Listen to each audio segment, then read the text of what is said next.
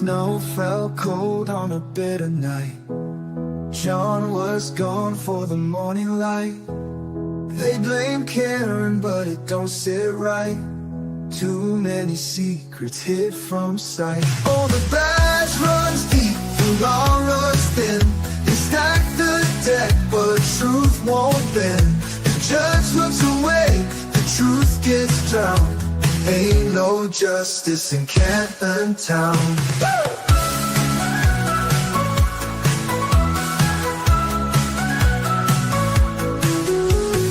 Proctor's story shifts and sways. Cameras vanish, records fade. The Alberts toast while the doubts grow strong. The folks still fight, won't be long. Oh, the badge runs deep, the law runs thin. They stack the deck, but truth won't bend. The judge looks away, the truth gets drowned.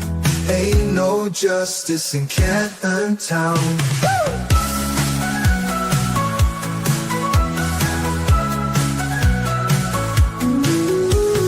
Proctor's story shifts and sways. Cameras vanish, records fade.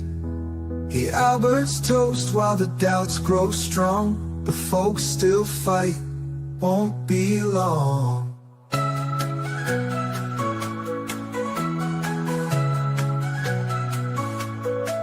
Oh, the badge runs deep, the law runs thin.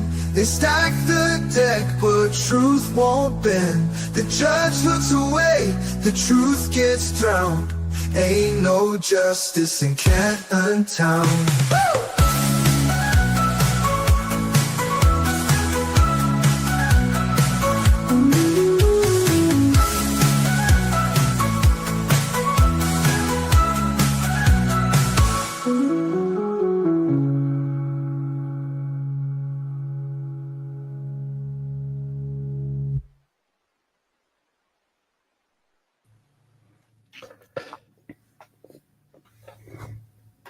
Hey Mo, Yeah.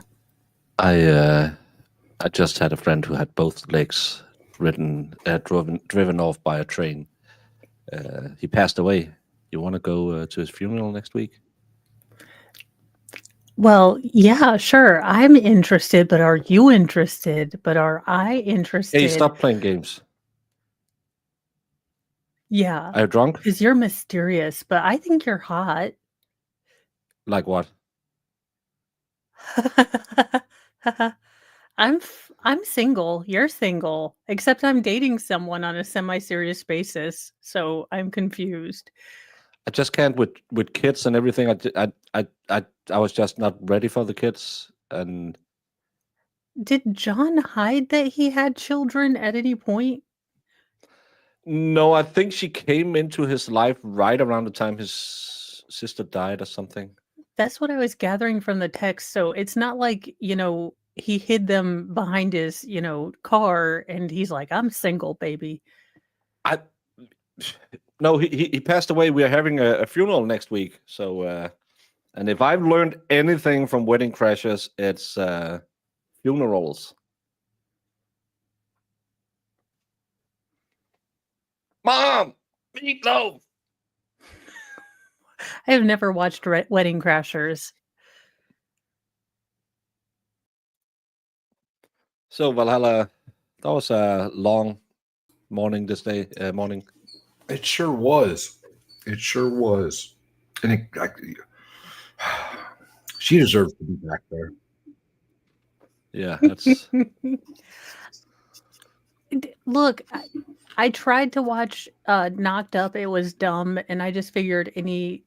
no. Knocked Up is a bad movie. Well, it's a stoner movie because it got Seth Rogen in it. Oh, Rumble would note. We're back. I did remember to put it up so you didn't have to come in to YouTube and yell at me. No, Wedding Crashers is actually a great movie. It's peak Owen Wilson. It's peak Vince Vaughn. Okay. Rachel McAdams is really good in her role as well. And what's his name? Who plays the douche canoe? Will Ferrell? No, the douche canoe. I'm a thoroughbred. Oh, what's his name? Hold on. That's what happens when I see the ball. I just gotta go for it. Not Owen Wilson. The other one, Christopher Walken. Oh, no, Bradley Cooper. Bradley Cooper. Yeah, he's really good in that role. Like amazing douche canoe. Jane Seymour was in Elizabeth. it too. Who? Isla Fisher was great. Jane Seymour. Yeah, Isla Fisher is Hoit. Hoyt. Yeah, how she ended up with Borat, I will never know. I just used my thumb to snap the like button. Thank you so much, Boy. Steve. Yeah, I think I should go watch Wedding Crashers after this, just to see someone get laid. I don't know. I'm going to go watch Velocipaster. I don't know about you guys. And Lamageddon. Lamageddon. Did you do it? Did you motorboat those bad boys? Oh.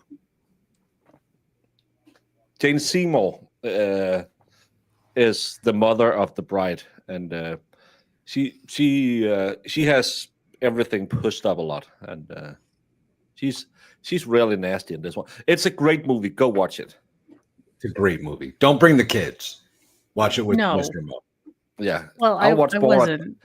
Borat is just it's one of those you can watch it once because of the shock factor. Borat 2, you can't watch movies like that. It's the same. Bruno, a good what the movie, but you can't watch it 2 times because it's the shock factor that makes it great. In my opinions. How can you be 3 minutes behind? Well, get live because nothing has happened. I do wonder where they're going to go next because I think they haven't hit the Sallyport, and there's some things that they haven't hit yet. Well, they're going to talk to him about Higgins being a third-party culprit suspect and why they didn't look into him. So they're going to talk about that. Then they need to get to the Sallyport and why he lied on the first trial and didn't say it was inverted. They have to get something with the drinks. Try and do something with the drinks, I could see. Yeah. Yeah. I think the prosecution are doing a great job at showing Karen is innocent. These texts to me, again, it depends on who is on the jury. Someone who's been in... This could actually be a problem that the jury should apparently be a little bit on the younger side, who hasn't been this middle... Dating when you're middle-aged is hell. Because we all have so many skeletons and we all have... Why does they... Are they flirting? No, they can't be. No, it's I'm just no one likes an old man, and you don't know when you're a teenager you had that teen angst that nobody loves me, but now as a middle aged you're like a monkey fucking a football. Talking about that. Hey Jamie. Why? Why? I'd rather watch that than the NFL, if I'm honest, though. Yeah. Baggage. I call it skeletons. What were you talking about? Monkeys having smacks with footballs. Okay. No, we were talking about how horrible it is dating when you're middle-aged, and if it's a younger jury, they might not understand that.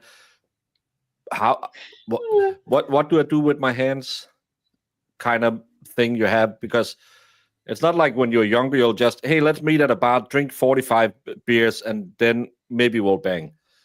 When you're middle-aged, it's more, but I also have a mortgage, and I have a couple of kids running around, and when you say that, do you mean it, or are you just saying it to be nice? And Yeah. Oh my Also, God. Karen, the two things that were alike is you both weren't married and you didn't have kids. So I could almost start a relationship with you because I'm breathing. I have one of the requirements of being alive. I'm a third of the way to dating Karen at this point. Rumble is up, and no, I have a bad gateway right now on Rumble, so Rumble is down. Now, I will say it is dangerous if there are. This could really, again, be negative for some people with Karen. Some people have a hair trigger on cheating. Some people, you know, now that she's both admitted to drinking and cheating, this might be an issue. It's not supposed to be an issue. It shouldn't be an issue, but jurors are weird, strange animals.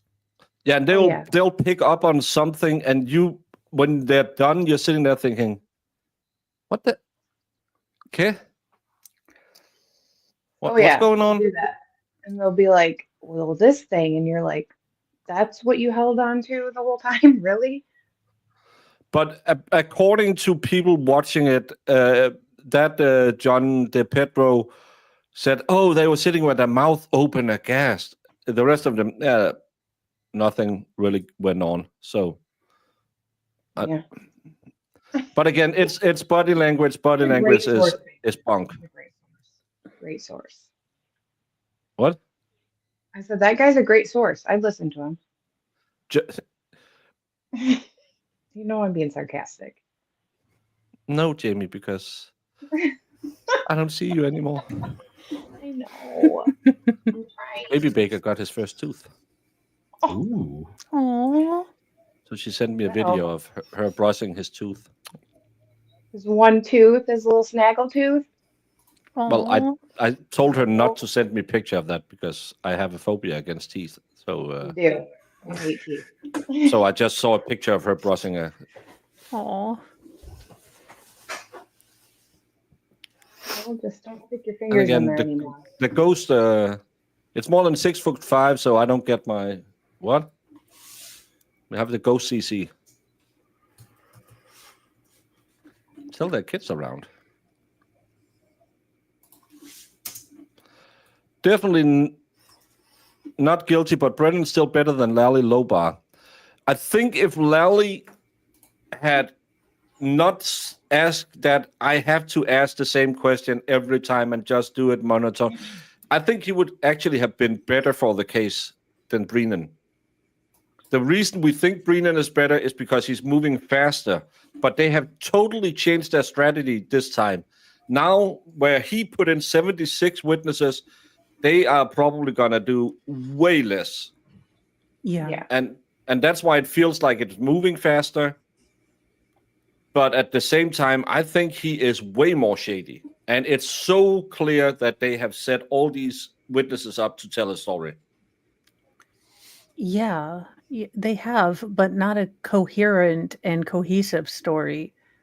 So you're getting a lot of character assassination. You haven't gotten very much evidence other than what Karen said out of context. We haven't even heard how they really say he died. That's like the biggest thing for me. Well, No, there's still 90 more weeks in this trial. I don't think so. Apparently, they believe that the state is resting next week. So I feel like this is a trap. I feel like we're getting Admiral Akbar here. Well, it doesn't seem like they want to call Proctor, Higgins, any of the Alberts. And then probably maybe not the ME because they got a new one. Eileen, we are still with Yuri Bukaki.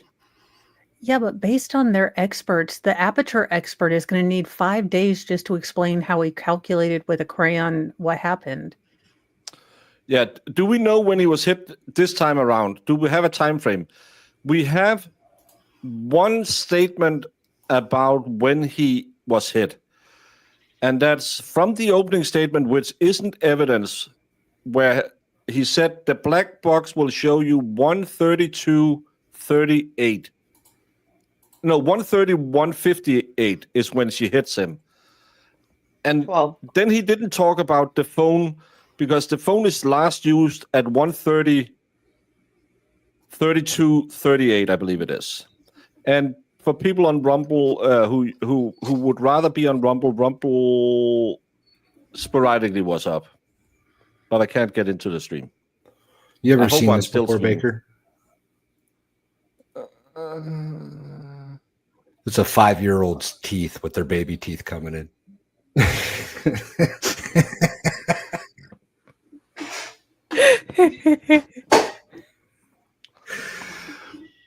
Oh, boy.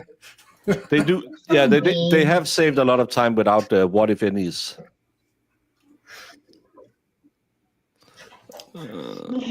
You're welcome. Does anyone have the witness list? I've seen it at the beginning, but I can't find it now. In the Discord, there is 3 different sub panels on the Karen Reed channel. One with all the documentation, one for more general chat where you can discuss what if any goes on, and the last one is Jess is copying a lot of the evidence shown in court and putting it in there. So please join the Discord. It's free. You will be stuck in the holding cell for a little bit until the mods have time to. Maybe if you use a different username, they'll say, "Hey, who are you on the YouTubes?" And you'll say, "I'm Nina Canadian." Oh, okay, and then we'll let you in. No, what you should all start doing is how'd you get my digits? And you'd be like, are you messing with me? Ha ha ha ha. This is I don't also want you to cringe. give him to Carrie. I love how Carrie's everyone just hates her. I mean, you've got Jen talking about her, talking poop about her in the group chat. You've got Karen and them. And then the only person who wants to white knight for her is, paramedic He's like, Carrie is a great woman. You didn't have Like any of his private messages, though. That was just on public record. I can't remember. But Are he's we got a about group. done with these, though? He's got chats with his wife talking shit. Guarantee it. Guarantee Oh it. yeah. The only thing that's not a joke is I hope these kids never see any of these texts because my heart is breaking for these kids. Basically, every adult in their life was like, I don't want the responsibility. And it breaks my heart. To be fair, Parents not vent. being her kids, Yeah. being in a relationship with somebody who has kids, it is hard. No, I get it on a human level. It's hard, Yeah. but I just hope the kids don't see it because it Oh, seems yeah. like and John was a dick. Let's be real. He was, he wanted Karen to come over so he could be drunk and get a weekend away from the kids. Yeah. And parents vent. I mean, parenting is hard. So, but you generally try to do it out of your kids' earshot. Yeah, and I mean, who in the wildest dreams thought that their private text messages were going to be displayed for the world to see in a murder trial? That's why I factory reset my phone every night, y'all. It's called being smart. Smart. Like, I'm just saying that because I can have a little, I have a little bit understanding, Yeah, of where she's at a little bit. It's so cringy though. It's all so cringy, yes, but it's. The grandparents were probably a big part in the kid raising frustration, especially grandma, because apparently she was the snake in paradise, and I think she didn't like Karen because she was good to her husband. Oh, we've been married for 45 years. That's enough, isn't it? I hate that woman. Yeah, and someone said something about this evidence now people think shit, and I was like, guys, this came out last time too. I seen people oh my god, these text messages. We saw them last trial too. We missed. No, we didn't see most of these texts last trial. We got most of them. I don't think we saw all of them. I didn't know. We didn't see all of the in betweens. We only cut to the text about kissing and coming over. Oh no, I heard all of these. No, we didn't hear all of them. Are you sure? Because I'm pretty sure. I'm 100% sure. Okay. I don't think we got all of them, but I could be wrong. The text we got the last time was about Weed Whacker. It was about the kiss. It was about coming over. We didn't know with the West Rocks, and then John died. That was the kiss. We don't the have things. sound. We don't have sound. Yeah, maybe they like read now every single one. Like Yeah, we have now. We had all the filler in between that just showed. Again, this was monkeys banging a football. It was absolutely useless. And Yeah. would you consider those text messages as you Exactly, Jeff. reviewed them when you received them from Brian Higgins as being flirtatious or romantic in Two of you nature? are wrong. I would not categorize them to that extent. Certain parts of it might be, but the total conversation, if you want my opinion, I can provide you with it. Was Why? there some flirt? All of this was flirtatious. It was He's so nothing other than I stupid. find you hot. Why do you find me hot? Well, you talk bad to me. Could you talk nice to me? So you're only giving me compliments once a day. I find you hot. Most ladies find you hot. I would like you. Aren't you with John? Stop being an asshole. Why does he want to die in this hill? In the text messages that you noted? There are terms that I used. You're hot, witty, stuff like that. You know, talking about banging and hooking up. Yeah, there's that whole thing. What word would you use to describe them if not flirtatious? The totality of the conversation. Sure. Let's start there. My opinion is that it's a angry girlfriend trying to set up a hookup to her John. To her jump? To her John. To her John. Yeah. That's your would you consider interpretation? the responses from Brian Higgins to be flirtatious Complete in nature? interpretation. There are conversation parts that are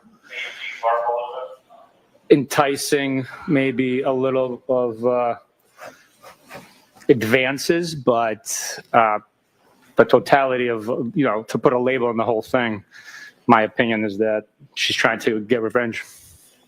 Get revenge She mentions it once. Yes, get revenge. on John He mentions it a couple times. for what happened on New Year's Eve. Yes. Okay. When you say revenge, you don't mean physical revenge. Well, emotional revenge. She's trying to hook up with Higgins and then hurt John by cheating on him. And in fact, you did note that John O'Keefe was not privy to these text messages, right? Objection. I'll allow that. Do you know that? I do not, Your Honor, no. He's not on these texts, is he? Exactly. I don't know if their accounts are synced at this point. I don't know if he's seen them. I don't know. He's not. His phone. You know what his phone number is. You guys got his phone, right? We do have his device, yes. Do you have any evidence that his account was somehow, I don't even know if that is synced? Serenity, you absolutely didn't miss the best part. It was hell sitting through that. And I hope you got some falafel. With what, Gary's account? Not from his device, no, but he could have seen the text messages. Okay, so there's no evidence that he was synced. His account was synced with anything, correct? I'm sorry, can you repeat? There's no evidence- You were facing the other way. I didn't hear. There's no evidence that his account was synced with anything. Not his device that we have, no. And you don't have, as you sit here, you don't have any evidence whatsoever that he saw any of those text messages, correct? We don't have that, but I do not know. Okay, so as you sit here, my question is very simple. Do you have evidence, affirmative evidence, that John O'Keefe ever saw these text messages? I do not have evidence that he saw them, Okay. no. So would you agree that the text messages show a romantic interest, for whatever motivation, a romantic interest from Brian Higgins toward Ms. Reed? You have to ask that differently. In your mind, as you read the text messages, did you determine in your head that there was a romantic interest by Brian Higgins toward Karen Reed? In my mind, I saw the text messages for what they were, initiated by Karen Reed, and began a text message conversation with Brian Higgins. And responsive Sorry, Yeah, it went Brian both Higgins was ways. responsive Both to ways. those text messages, correct? They did communicate back and forth. He was responsive to the overtures that Ms. Reed made toward him, correct? Overtures. Suggestions. Let's get together for a drink, come over to my house, I'll come over to your house, things of that nature. Those went back and forth between the two, correct? Yes, they went back and forth. Yes. And did you determine that there was an interest by Brian Higgins in Karen Reed? I read that he repeatedly asked her what's her plan, what's her goal, what's her interest, what's her intent. Did that show you an interest on his part in her? I think at one point he said he was confused, I believe, if I'm not mistaken, or what's the term he used? He was unsure what she wanted. He called her hot. He did, yes. Called her witty. Right from the rip, yes. He said he wanted to spend time with her. Spend time, yes, yeah. He was interested in going over to her house. Yes, He was interested in her possibly coming over to his house. yes. He told her that he thought she was hot, his words, from the jump, correct? From the jump, yeah. Look at that. How do you interpret that? From the jump, I would interpret it as right from the beginning, maybe the first time they saw each other, laid eyes on each other. I mean, As a matter of fact, he basically said that, didn't he? In the text message, from the first time I saw you, I thought you were hot. yes. I don't know what happened if they upped the gain on the microphone, but his nose breathing, it's the same yesterday after lunch. His nose breathing is so atrocious to listen to. He constantly was using phrases to use your words, phrases interested in knowing how she felt about him, correct? Gotcha. Sustained. To ask it differently, Mr. Jones. Did you interpret any of his text messages as Brian Higgins being interested in knowing how she felt, what she was thinking about him? Objection. Ask it again.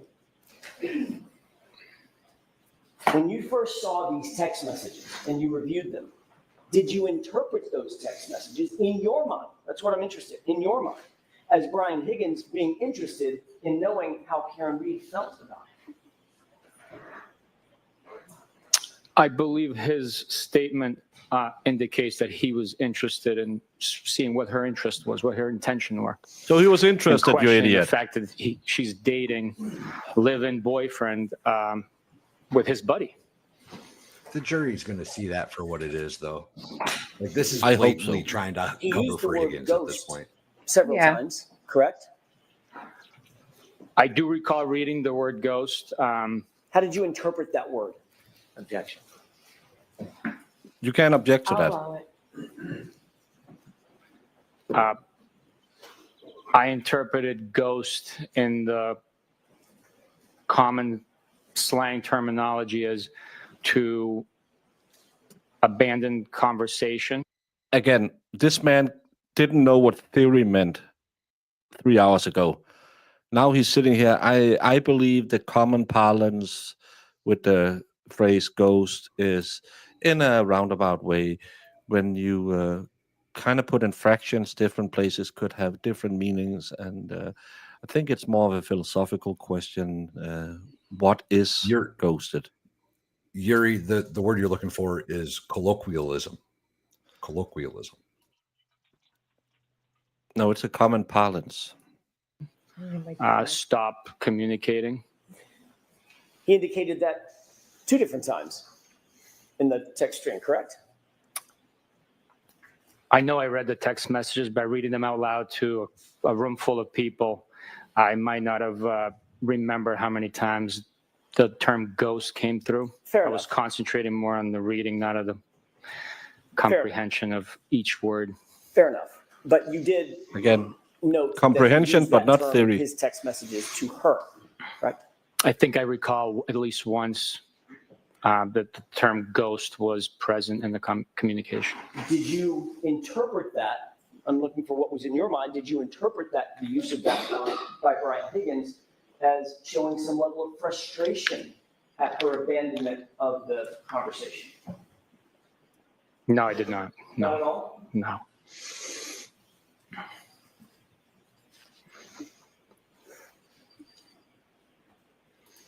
Have you ever heard the phrase, "you ghosted me"? Yes.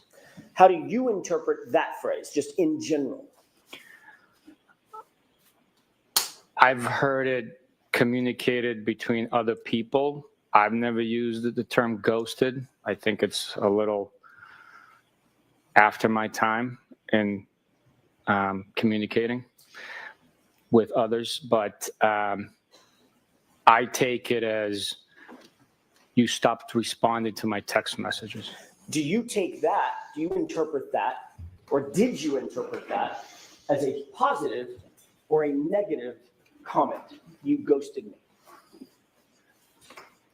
I interpret it as a matter of fact, like you stopped talking to me. I never thought about it in a positive or negative connotation. Well, it's a negative, guy. Yuri, Bookie boy, Spooky when boy. you ask a girl, hey, you stopped talking to me, are you ghosting me? It doesn't mean, yeah, I'm just wondering because it's Saturday. No, it means I really, really want to talk to you. Could you please respond to this? You haven't responded in a time that I feel is unnecessarily long. I really want to, hello, should I send the mushroom pic again to see if I can catch your interest? How old So- is Yuri? He said it's If somebody's before his time. ghosting you, it's not a good thing. How can you? Come on.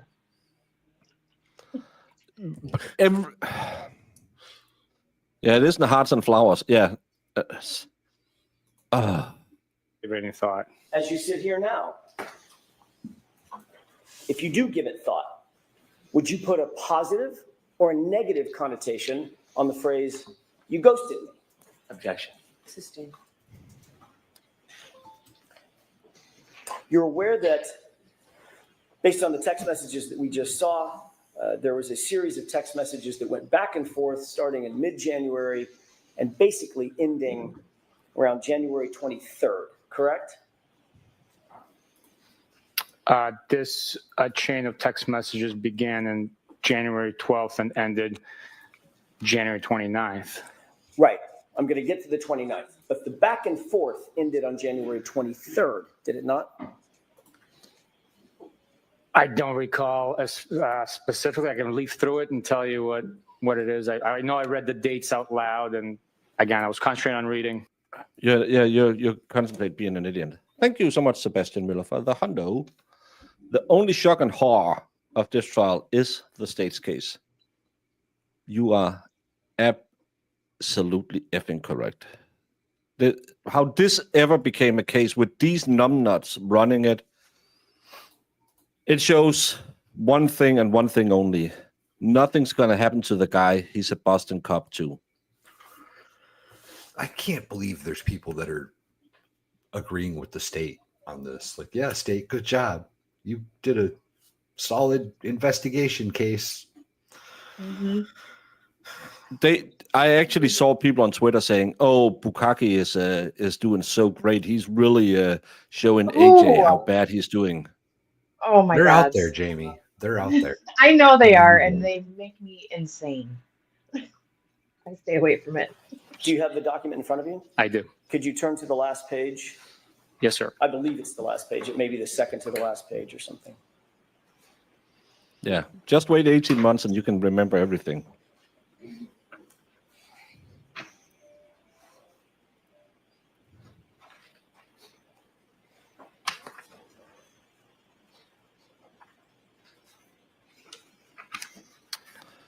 Do you see an entry on January 23rd, 2022, a text message from Brian Higgins, "Thought you were all set"? Yes. And Ms. Reed responded with "talking?" Question mark, "No," period. Correct? That is her response. Mr. Higgins then responds, with 4 M's behind the H, correct? That's correct. And then he responds again. By the way, did Ms. Reed respond to the No, she did not. And then he follows up with, "You sure?" with no punctuation, correct? That's correct. Did Ms. Reed respond to "you're sure"? She did not. The next text is on January 29th at 11:32 p.m., correct? I'm sorry, January 28th at 11:32 p.m. Is that right? Yes, it is. Is that from Ms. Reed or from Mr. Higgins? At 11:32 p.m. on Friday, January 28th, it is from Mr. Higgins. That's all I asked. And now, can you tell the jurors what that text is? And then the next text immediately after it. Well, So between January 23rd and January 28th, would you describe Ms. Reed's side of the conversation as having ghosted Mr. Higgins? no, she initiates the conversation. You had me read the second text message in the chain. Between January 29th, He just gave you a specific time period. You stop being so dumb. You are not this dumb. You can't be this dumb because then you can't tie your shoes. January 23rd, when that last text message was sent by Brian Higgins, until January 28th at 11:32, would you describe that as Ms. Reed having ghosted Mr. Higgins for those 5 days?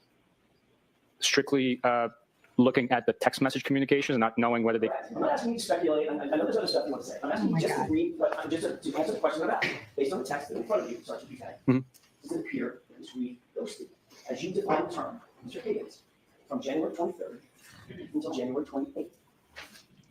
One could read into that in that manner, yeah. And then on January 28th, Sergeant Buchanan, when Brian Higgins sends, well, did Ms. Reed respond?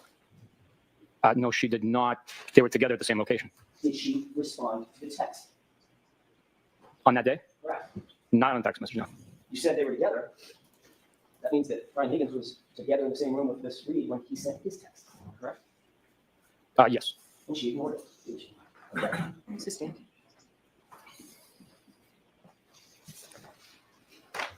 You also received from Mr. Higgins. Yeah, it depends on what the definition of is. I'm really getting fed up with his. I don't want to give you a straight answer. Certain text messages between him. Baker, he has 3 languages. Himself, correct? You know how hard that is. Yes, we did. And one of those text messages, one of the last text messages that they exchanged was, as a matter of fact, the last text message that was exchanged was Brian Higgins at 12:20 a.m. on January 29th, 2022, texting Mr. O'Keefe, "You coming here?" with 3 question marks, correct? I would have to take a look at the document. I don't have a memory of it specifically. CJ Lorraine. Bullshit. CJ Lorraine, that thing about the human trafficking and drugs has been debunked so many times. It's not the one they turned in. I reviewed it, but I don't have a memory of the time and content.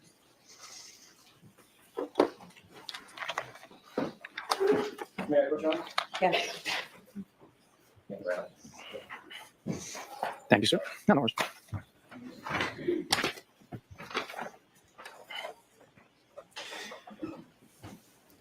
He's claiming to not remember Higgins texting Karen the night of and saying, "Are you coming here?" The second to last text between the two. Yeah. Yeah, bullshit.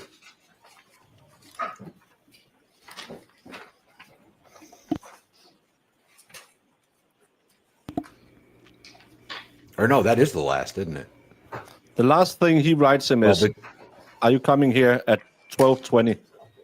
And then she responds the next day, Based on dead. this extraction, I cannot No, definitively that's not say to that her. this text message was. The last thing to her is, well. Then he At the sends bar. him a text at 12:20 saying, That's right. "Coming to John. here." That's right. That's right. My bad. Sent on January 29th because of the file source time and and the JPEG being so small. I can't testify to that. Oh, okay. Well, I just saw you said that thing about human trafficking stuff, but it's been debunked so many times. It pops up every few weeks. Yes. Mr. Brennan has kindly offered to stipulate that the "you coming here" text was sent. I would offer the following stipulation: that "you coming here" text was sent on January 29th at 12:20 a.m. from Brian Higgins to John O'Keefe's phone. Quote, "You coming here?" 3 question marks following. What was the time? 12:20 a.m.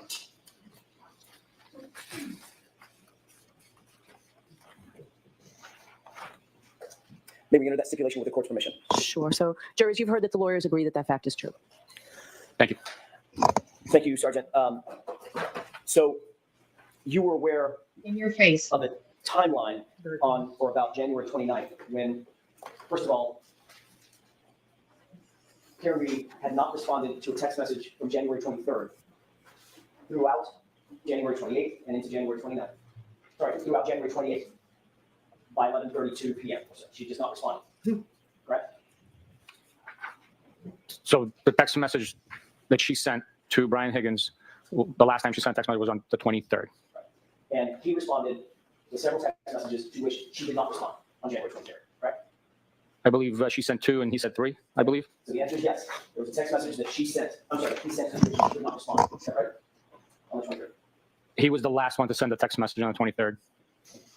That was following multiple text messages back and forth between the two of them, spanning a couple of weeks. Correct? Yes.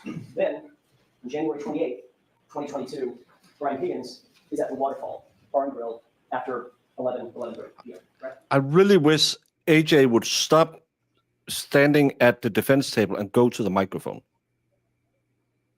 It's so annoying we can't hear his. But if I put on the booster, we'll just hear him. I think he paces. Yeah, but it's annoying. And Agreed. For Baby Baker's future Tooth Fairy Fund, and I may have used several curse words while listening to his testimony. Thank you, On the Avenue with Shelley. That is totally acceptable today. He was.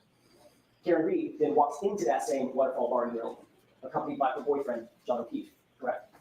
They did. Brian Higgins then texted Karen Reed, who's standing in the room. Well, correct? Correct. Karen Reed ignored that text. Correct? Objection. Sustained. Karen Reed did not respond to that text. There's no text. Brian Higgins then, a little less than an hour later, texts John directly, "You coming here?" with 3 question marks. Correct? Correct. It's misstipulated. That is an accurate timeline of the events that we just talked about, correct? Yes, sir.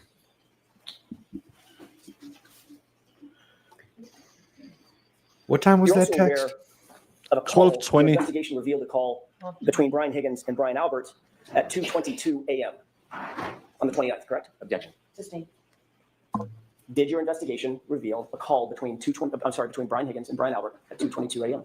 Objection. Sustained. May we approach, Your Honor? Okay. Oh boy. I mean, might as well. If they're not going to call any of them, get all this stuff in. We're keeping it. That's funny, Stingy.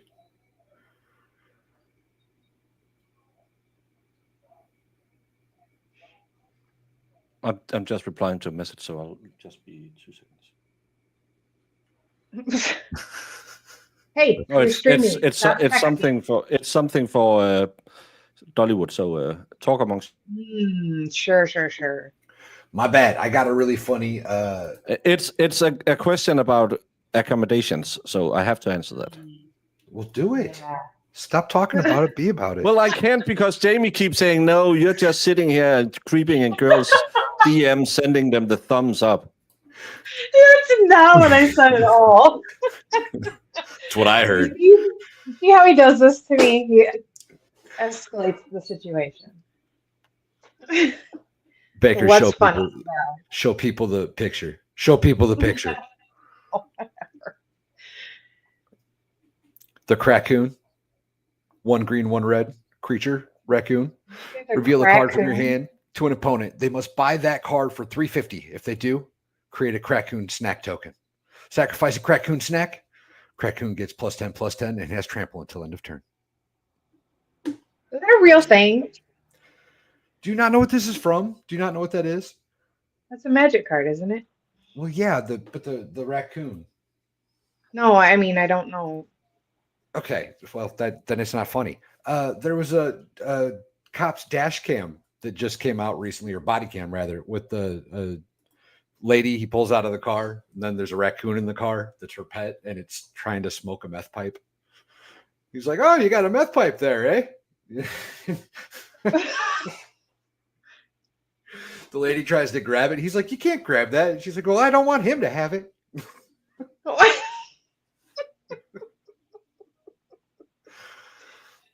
Oh, it was funny. Oh my God. You have to have seen the video for that to be funny, though. Otherwise, you're probably clueless. Oh, now I have to find it. Well, yeah. It's really good. You put the clip in the Discord, Jess? Yeah, I'm terrible at looking at stuff in the Discord sometimes. Yeah, I couldn't imagine as could you being a cop and on a regular traffic stop, there's a raccoon trying to smoke a meth pipe in a car. Like, what is happening right now? This isn't we have shifted realities, y'all. We are on a different dimension. I thought you were talking about a lady. It was an actual raccoon. An actual raccoon, Jamie. It's a big giant raccoon, probably 50 pounds, 40 pounds. It was huge. Okay, now I have to look this up. He pulls her out of the car, and the raccoon's still in the car, and then he looks back in, and he's like, oh, you got a meth pipe.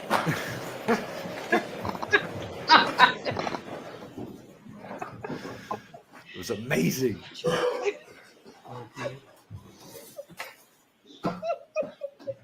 You got to see it, y'all. It's amazing. Oh my God, okay. What is this world we live in?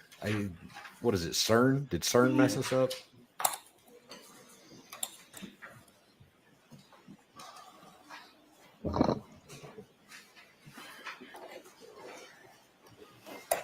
CERN or HARPA?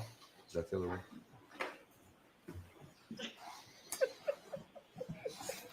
Sergeant Buchanan, did you become aware during the course of your investigation, then I'll narrow the time frame, during the course of your investigation, that there were calls between Brian Higgins and Brian Albert at approximately 2:22 a.m.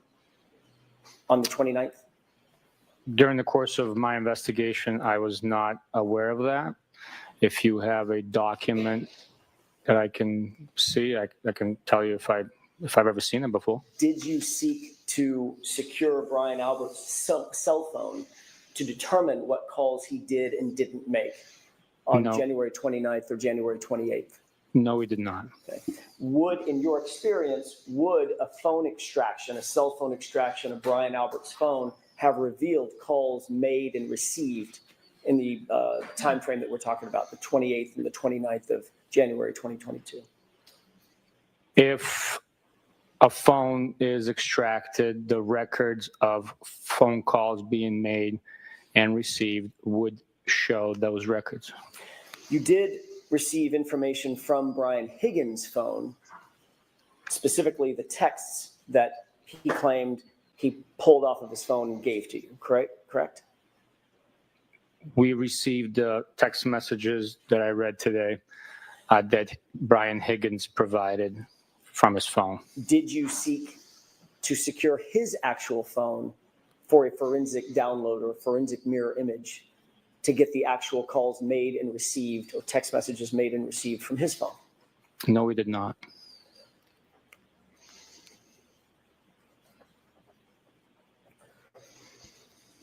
Did anybody? At some point,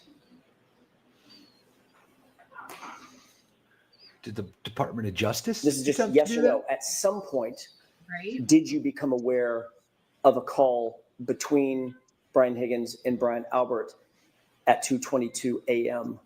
on the morning of the 29th? Just yes or no. No. As you sit here today, this is new information to you. Let me rephrase that. This is unknown information to you. You do not have any information about that? No way. Sustain. We need a time frame. No way. I realize that, Judge. That's why I'm asking it this way. As you sit here, are you aware of a phone call between Brian Albert and Brian Higgins at 2:22 a.m. on January 29th, 2022? Look, you just shared that with me. I have no memory or record of seeing that it actually took place. I do not know. Okay, so you've never heard that before. That was what I was getting to. You've never heard that before. No. Okay. Did you investigate anything? There's no way that's true, right? I mean, I don't believe that he doesn't know. that means that the DA's office didn't look into it because they got the same TUI information if they got it from the TUI information. So He should know that. Of course he should. And if they can prove that he knew that, he just committed perjury. But how can the DA's office not say, hey, even if they didn't know it for the first trial and they found out, which they didn't know already because they had both of them testifying about it in the last trial that it was bot dials. So why didn't they say, hey guys, we're going in a year to have trial 2. We need to look into this. That's Well, it was part of his investigation, according to him, because he didn't know and he didn't care. no, but the DA's office should have said, hey, we might have backed up the wrong. They have an obligation to try and figure out what happened. Once They are out for justice. They are not out for revenge. Once the DOJ released the gag order on that whole thing, he should have known then. Yeah. If That's They don't care. This is the problem. They don't care. Because it didn't matter to them, because a phone call at 2 whatever didn't matter because the evidence spoke to him and it was Karen Reed. As Anakin once said, liar. I know. But again, they can't just say, well, we didn't want to look into it because this is third-party culprit. Well, this looks bad on them, so hopefully this is working. To secure Brian Albert's phone to do a phone extraction at any time, correct? We did not try to get Brian Albert's phone for any reason whatsoever. Did you become aware during the course of your investigation that Brian Albert destroyed his phone? I'd like to be seen. Objection. Jurors disregard that question. Go over to side. Oh, see, that's why he wants to keep that out. Go fight that one. Hell yeah.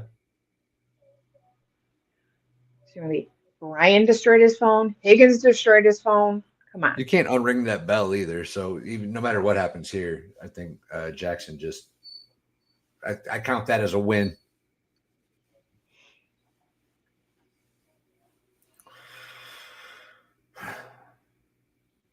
That's wild. There's no way he didn't know.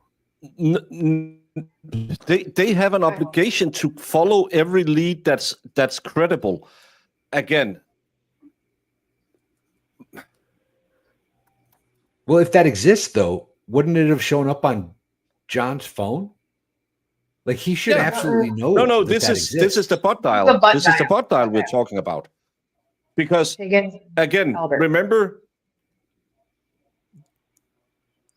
it's only Karen who could have done it. He was having a romantic something with Karen. Maybe he could have a motive. Should we look at his stuff? No. In any other case, wouldn't you think, oh, maybe she did it so they could be together? Let's try and sweat him a little bit. Let's go look at his phone. Nah, not necessary. Nah. Yeah, and there was a preservation order issued. Sadly, they both changed their phones the day before the preservation order.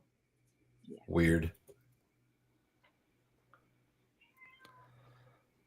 Yeah, well, we and don't here know you who go told again them. with, did you I get got a Brian pretty good Albert's idea. phone? Absolutely not. I had no reason to. I mean, that's their whole argument on But he got the everything. text messages from Brian Higgins, so why didn't he? Because he doesn't know if Brian Higgins turned over all his text messages. In any normal case, they would have done a Cellbrite on his phone to see, oh, you're turning this over? What didn't you turn over? Well, yeah, because he only wanted those. He didn't care regardless because he got the messages, and what did he just say? Well, it looked like Karen was a vindictive girlfriend. That's what she was doing. That's all that mattered to him. He didn't want anything else from any of these people. May I inquire? Yes. Thank you. Did you become aware of a call that was made by Brian Oh, Higgins you at won. 1:35 a.m. while at Canton Police Department? I am not aware of that, no. Oh, that's the unknown call that we didn't know until they released the video that was found in a folder at Proctor's office or somewhere. This is the unknown call that no one knows who he called at 1:35 at Canton PD. And didn't they have a hearing about that? If he's the investigator on this case, he should know about that as well. He just said he doesn't know about it. It was the new video they found. Right. It was just a couple weeks ago, right? Yeah. Yeah. They had a hearing and evidence and discovery and yada yada. So He's you did blatantly nothing lying. in terms of investigating any phone call that Brian Higgins did or didn't make while at Canton PD on the night or the early morning hours of January 29th, 2022. We never sought to get Brian Higgins' phone. He was not looked at as a individual that we would need to get his information. He's the last guy for except any Jen reason McCabe that at texted that him. point. Even after you received and read all of those text messages between him and Karen Reed. Correct. And even after you became aware of the timeline that we just walked through, starting on January 23rd, going all the way into January 28th and into January 29th. You did nothing to investigate that. We had the information that we had. We did not need to get his phone. Why didn't you need to get his? You didn't verify anything. You just you said, oh, you're Mr. ATF agent. They never lie. You gave me all of your text communications. Yeah, I'll Scout's honor you, Mr. Bukaki. Oh, fine. You gave a Scout's honor. Then no reason to ever double check. Oh, you're getting a little hot and heavy. You seem really interested in this girl. Yeah, you know how it is, player. Yeah, player. Me, I have the same problem. I do this in girls' DMs all the time. I know that game. And you thought, nah, it'll be fine. No need to look and see that maybe in that missing period there was a text saying, hey, if you take care of him with your plow, we can be together. Because you never saw the phone, you just got an extraction he made for you. If a drug dealer comes up to you and say, sure, I'll give you my stash, would you still check his house after? This is all I got. I swear. You don't have to check the trunk of the car. Yeah, I got one split. Come on now. You got me. You promised there's no more weed in the car. Absolute. Well, no probable cause to look at your cars then. You said you swore. No worries. Fuck me. How is the information that you had? Oh. Yeah, how is he this bad? Yeah. Like and why isn't he getting fired? How does he still have a job? Somebody tell me how this man is still employed. I don't know, but this is 1,000 times worse than last trial. Came from Brian Higgins himself, not from a forensic extraction, correct? The extraction that Brian Higgins provided was a forensics extraction of his communications with Mr. O'Keefe and Karen Reed. But you never we checked had it. Mr. O'Keefe's phone and we had Karen Reed's phone, so we can verify and confirm that those text message communications were accurate, unredacted, not deleted, and were true representation of what their communications consisted of. And that was a representation made by whom? The totality of it. That was a representation made by whom? A person made that representation to you that it was fair and accurate. Who made that representation? It wasn't a person, it was the extractions between the three devices. How can you confirm an it? extraction that you were handed on a device by someone, correct? No, I said that we had all three devices. And as I told Mr. Higgins in our interview together, I said, Brian, we have those two devices. Meaning If Sean you and Karen's. correct. Okay. If there's anything deleted or altered in any way, we will have proof of it.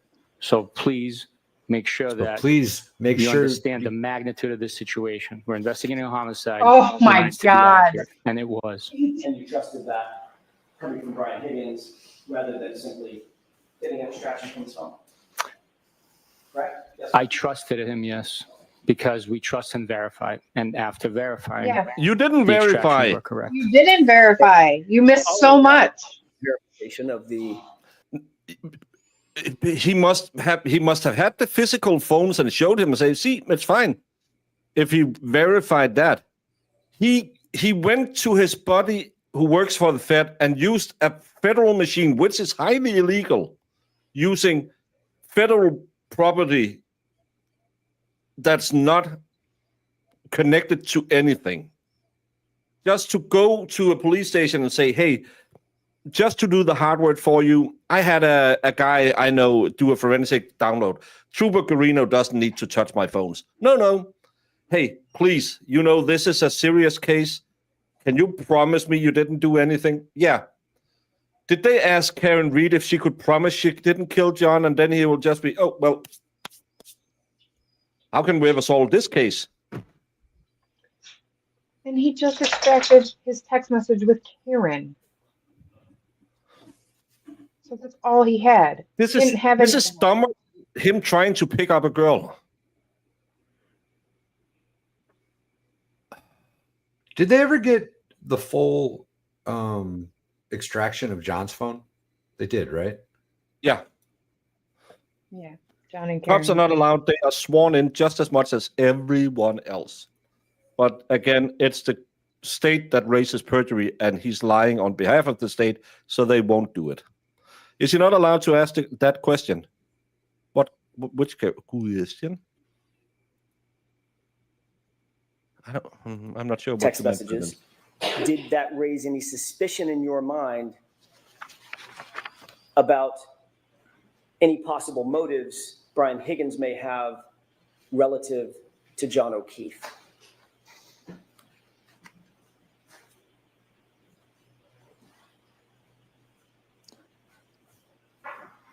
Suspicions of motives?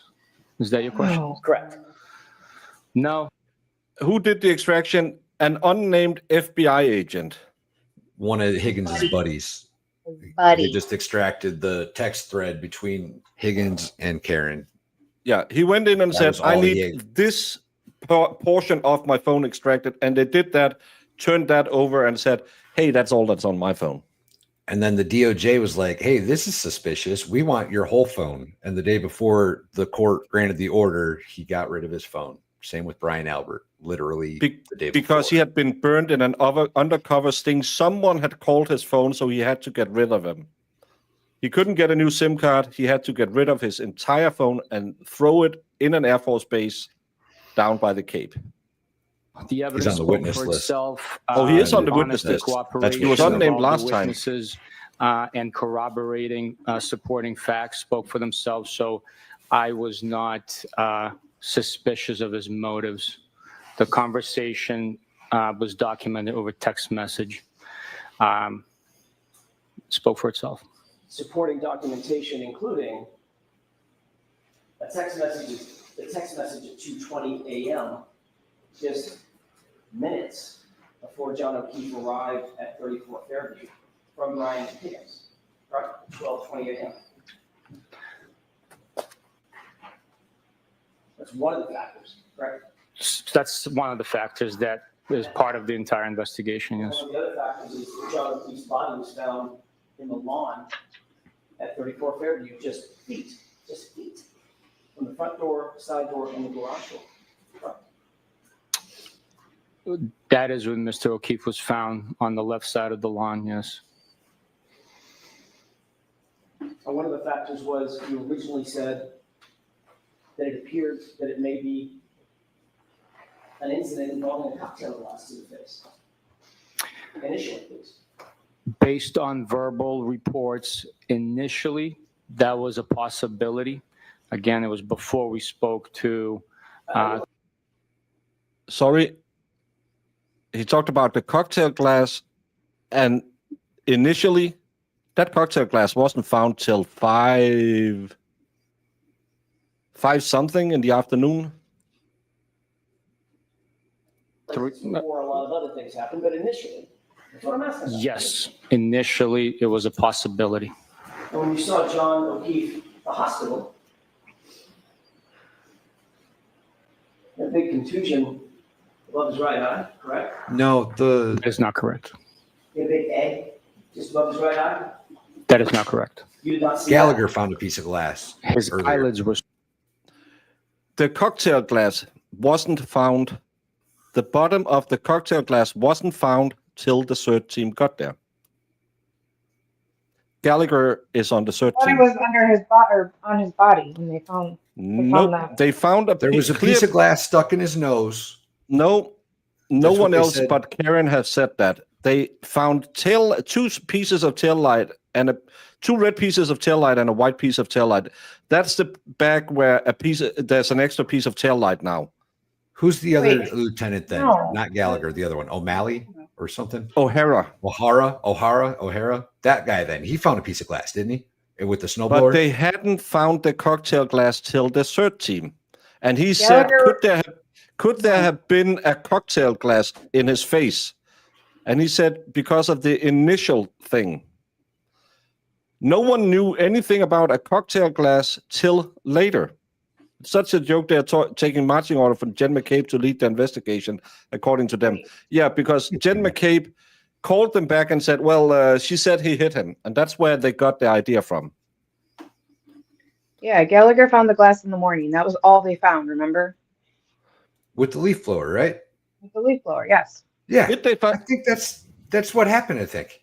They found the glass then almost I, first.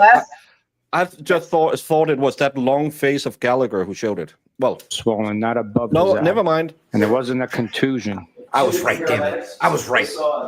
They described as an egg above his right eye. Oh, he is the leaf blower Well, guy. yes, it's different. I was right again. Jesus Christ, Baker, what's going Yes. on today? They described as Yuri egg has above fried his your right eye. brain. Ah, I'd have to see a report to actually be ridiculous. Chad. described as an egg above his right eye. Did you notice a laceration at his right eye? His right eyelid did have a tiny, tiny laceration. Shut up, you didn't say that Small the first time. laceration. Nostril on his nose? A tiny, tiny laceration, yes. Stop it. You noted that I'm the captain he didn't now. have any broken bones or fractures other than to his skull? I did not know that. I didn't conduct x-rays or conduct the autopsy. I'm not a medical professional. You didn't ask the Oh, you doctor wanted at the to time be, you though. visited him and saw him in the hospital whether or not he had broken bones or fractures? I don't believe they reported that. And another factor that you considered was the fact that in the early morning hours of January 29th, 2022, around 6 a.m., 7 a.m., 8 a.m., there were no taillight pieces found at that location? Zero? You consider that? Yes. 0. That's correct. I switched it around. They didn't find tail light till later. Sorry. Valhalla is always right. At what point? Winning. Tiger On blood. January 29th, between say 6 a.m., 7 a.m., 8 a.m., 9 a.m. Consider that? Once we learned that there was damage to the defendant's right rear tail light, Sergeant, I'm not. I could only consider at that point because I didn't know what I didn't know. Why? Right. We don't know. We don't know. We work with the evidence that's presented and we develop the investigation. And the evidence that was presented at that time, Sergeant, was a leaf blower was used to search the area, the exact area that you described for this jury as being the area around fire hydrant, flagpole, where John's body was, and no taillight material was found at all in the first searches. You're aware of that, yes or no? Yes. As a matter of fact, you're also aware that no taillight material was found until after that SUV was in Massachusetts State Police custody and sitting at the Sally Court in Canton. Correct? Correct. Correct. I believe the first taillight piece was found after it was in our custody. I don't know the exact time. I'd have to see it. You're such a bitch ass. He's lying. He's lying. Oh, he's When you lying. talk to Brian Albert, I'm sorry, when you talk to Brian Higgins, did you ask Brian How do Higgins you about not? How potentially do you seeing not find it? You find a John's dead body cop on the when front he lawn of left another dead 34 cop Fairview and headed over to Canton PD? with a fractured did. skull and a broken glass underneath him, and you You don't knew that look at in the that house, time, knowing full say, well that he went there last night. 1 o'clock, I just 1:30 can't. I in can't the with this morning. guy. There's no way. There was about 0.2 of an inch of dusting of snow, correct? Very light. At that point in time, there was a coating. I cannot speak to the amount of snow that was on the ground. But Brian Higgins told you in that interview that he didn't see the body by a snowbank. Objection. Did he say that to you? I don't have a memory of that, Your Honor. Refresh his memory. The jury knows from the testimony of the state's own expert there wasn't enough snow. Yes. There was only snow enough that you could track a cat. Track a cat. So you didn't look into that either and find it seriously suspicious that he claimed that when you could easily have found out there was no snow.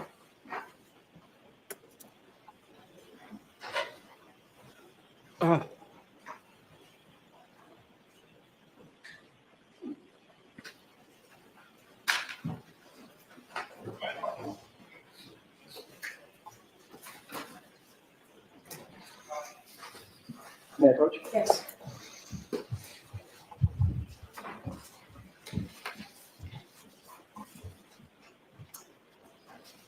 Does that refresh your recollection that Brian Higgins said something about a snowbank at the time when he left 34 Fairview? He stated the reason he did not pay attention to the grass is he was concerned with his snowplow on his vehicle and was not paying attention to anything over the snowbank, just with the plow in front of him as he operated the Over vehicle. the And of snow course, you knew bank. at the time, Snowbank. as a detective and an investigator, you knew at the time that with a testing of snow, there is no snowbank. Right. He mentioned plowing the driveway for the. Did you ever look into this, you absolute moron? If this guy has a job tomorrow, Massachusetts taxpayers should all have this year's taxes refunded because this guy is too stupid to be a cop. You are looking into the murder of a fellow police officer. How much investigation did you do? 0. You got a phone call from Jen McCabe say, hey, come back here. I can remember I hit him. And you said, sure, let's look at none of the evidence. You took him at his words. Did he say please? Did he Scout's honor? What the effing hell is wrong in this case?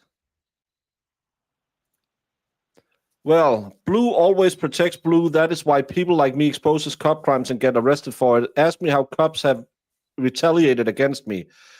But this one is a blue covering a murder on a blue. If anyone still believes this is a... Take Karen's guilt out of it. Just look at the investigation. If anyone, maybe Miss Caffey Daffy, wants to come on and say this is stellar detective work, I would be more than happy to discuss how they can still claim nothing was done wrong in this investigation.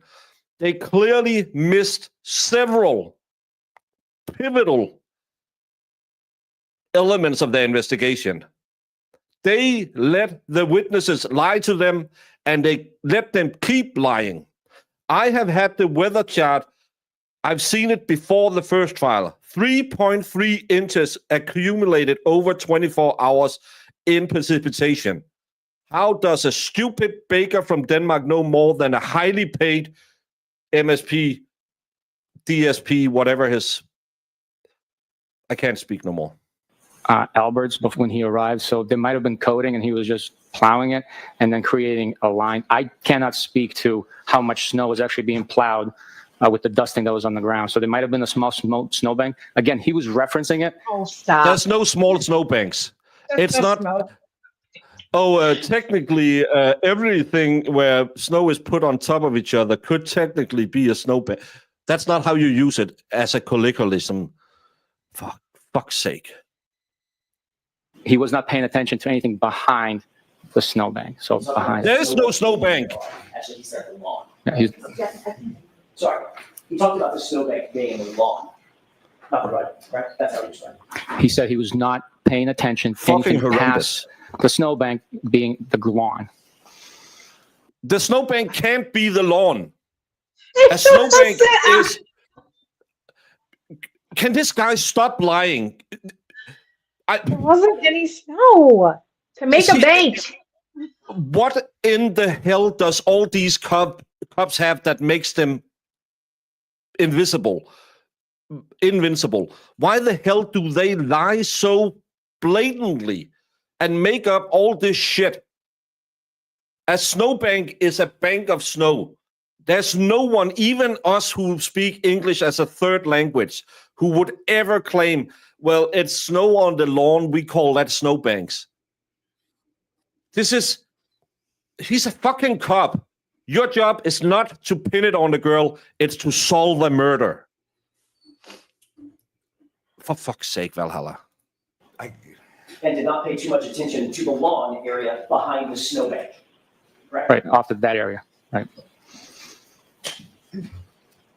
Did that raise any suspicions in your mind that Brian Higgins may have been being less than truthful with you? It's fine. No.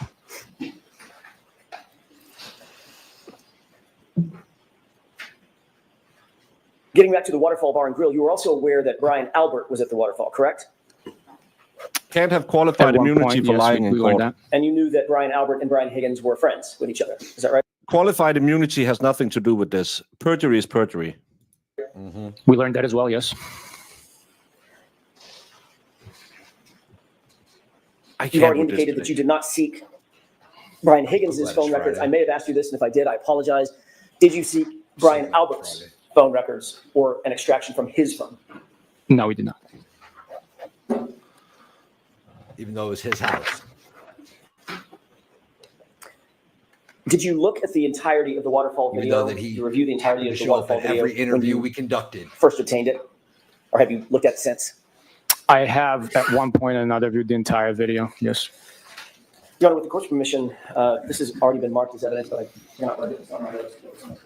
Exhibit 22, I'm told. Okay. May we exhibit that for the, or present that for the jurors? Yes. And I'm asked to advance this to runtime 8:30 to about 11:08, so a couple of minutes with the court's permission. Yes. Let's go ahead and play that. Higgins is in the Harley Davidson Can jacket. we pause it Brian- briefly, Mr. Wolk? Brian Albert's right to his left. Yes. It's a Marine Thank you, sir. call jacket.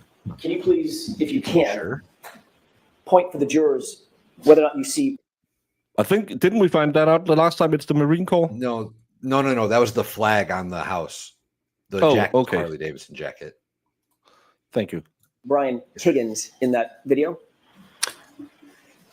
I'll use the screen in front of me for initial indication. I believe that is Brian Higgins right there. Can you do me a favor, just so everybody has a perspective? Can you also point to him there? Okay. There you go, right there. I believe that is Brian Higgins. Okay. Do you see Brian Albert in that video? Directly to his left. I can't tell you exactly. I can. Maybe if you run it a little bit longer, or zoom it in, I could possibly tell you. But from right here, right now, I cannot. Sergeant, why don't we play this for a couple seconds? And if you don't mind, if you get to a point where you recognize the person that you know is Brian Albert, could you just tell me to stop and I'll pause it? Absolutely. Let's go ahead and play it with the court's permission. Sure. You know who he is, Yuri. You're full of shit.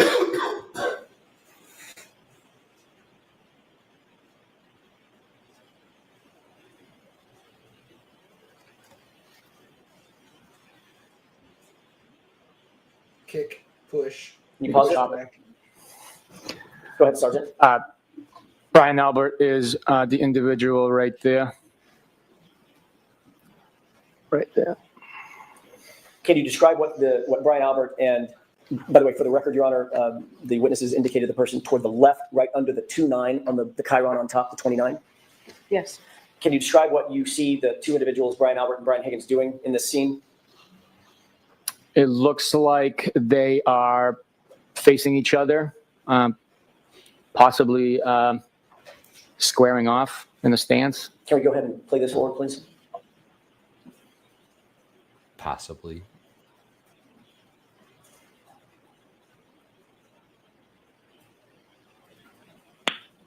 Can we pause it?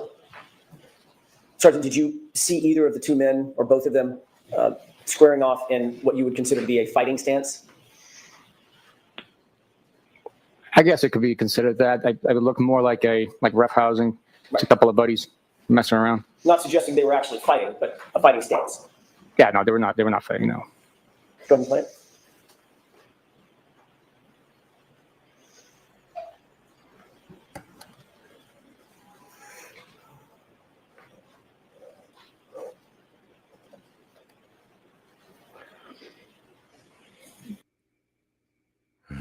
Who's the weirdo who is egging them on? Did we see It's him in the Greek last trial? guy. It's the Greek husband. Oh, Koliakakis. Yeah. Okay. For your blood pressure metfun. Yeah, I need that today. Brandon better be ready. We are close to our Friday beer.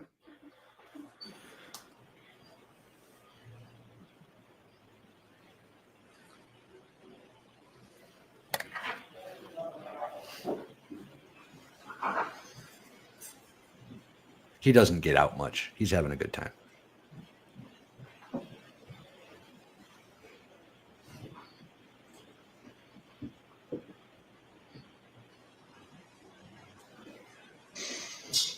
you pause it?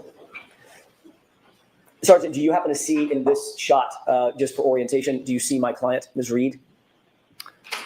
I'm sorry, I was paying attention to the two gentlemen. That's fair. That's kind of an unfair question. Could you, if we play this a few more seconds, could you look around, scan around, and tell me if you see someone that you believe is my client? Yes, I will try. Let's go ahead and play.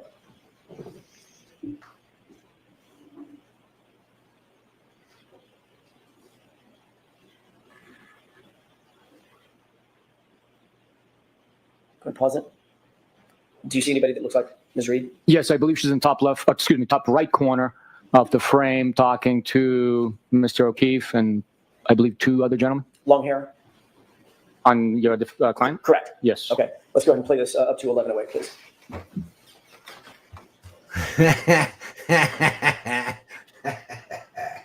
That's funny.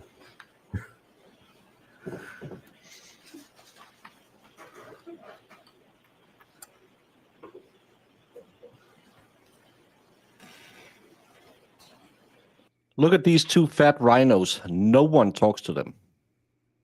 Other than Koliakakis when they were fighting, no one talks to them. I think Nicole Albert is sitting across from him at the table. You just can't see her. No one. Yeah, but they don't. engaged. You don't see. Don't see them engaging in conversation with anyone else.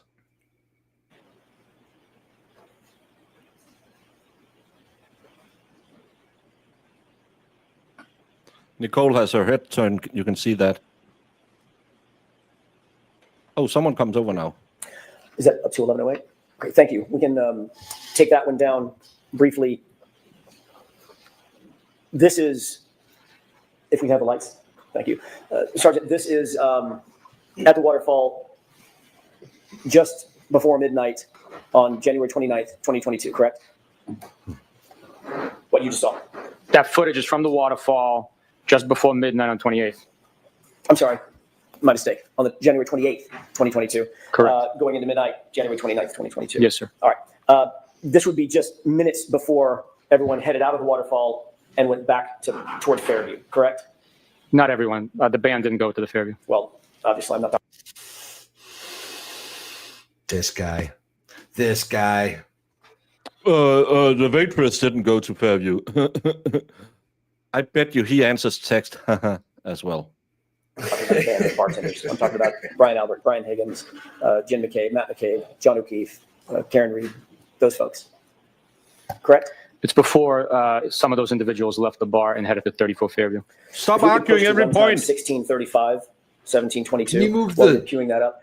Did you see, after I asked you the initial time about the stance that the two men were taking, Brian Albert and Brian Higgins, did you see them continue to take what could be reasonably described as a fighting stance toward each other, even in jest? They were squaring off and roughhousing, yeah. Okay, what does squaring off mean? Facing an opponent in like wrestling or a martial art, I guess. Hands up? Yes, squaring off, yeah.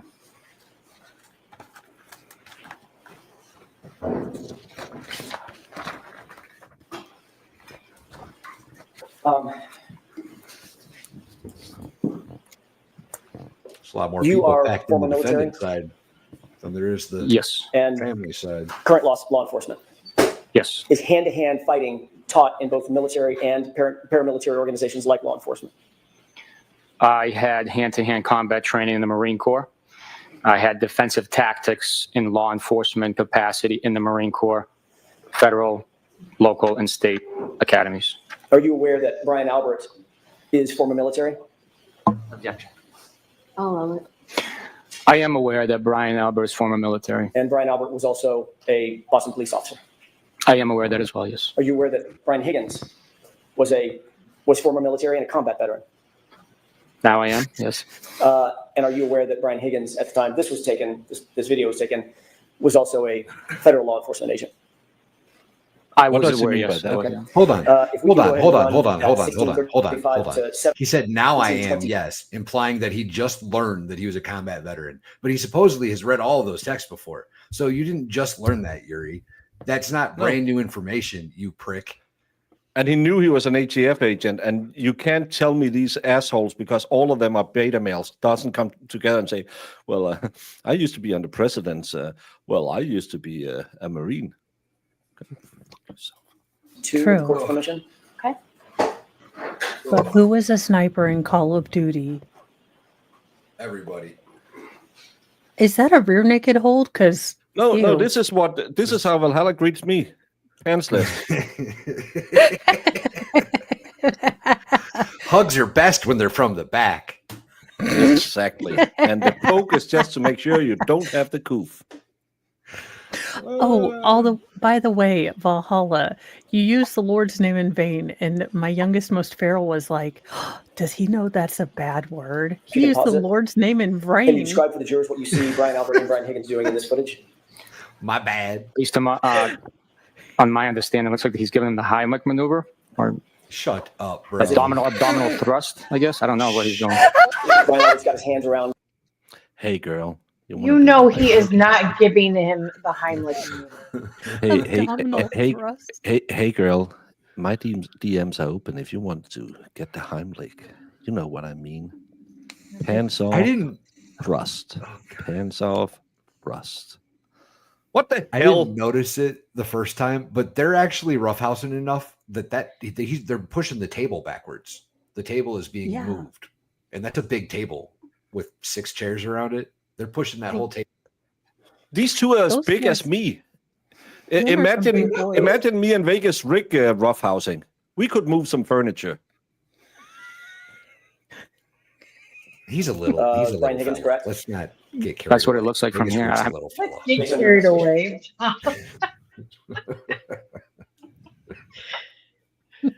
Let me try and find it again.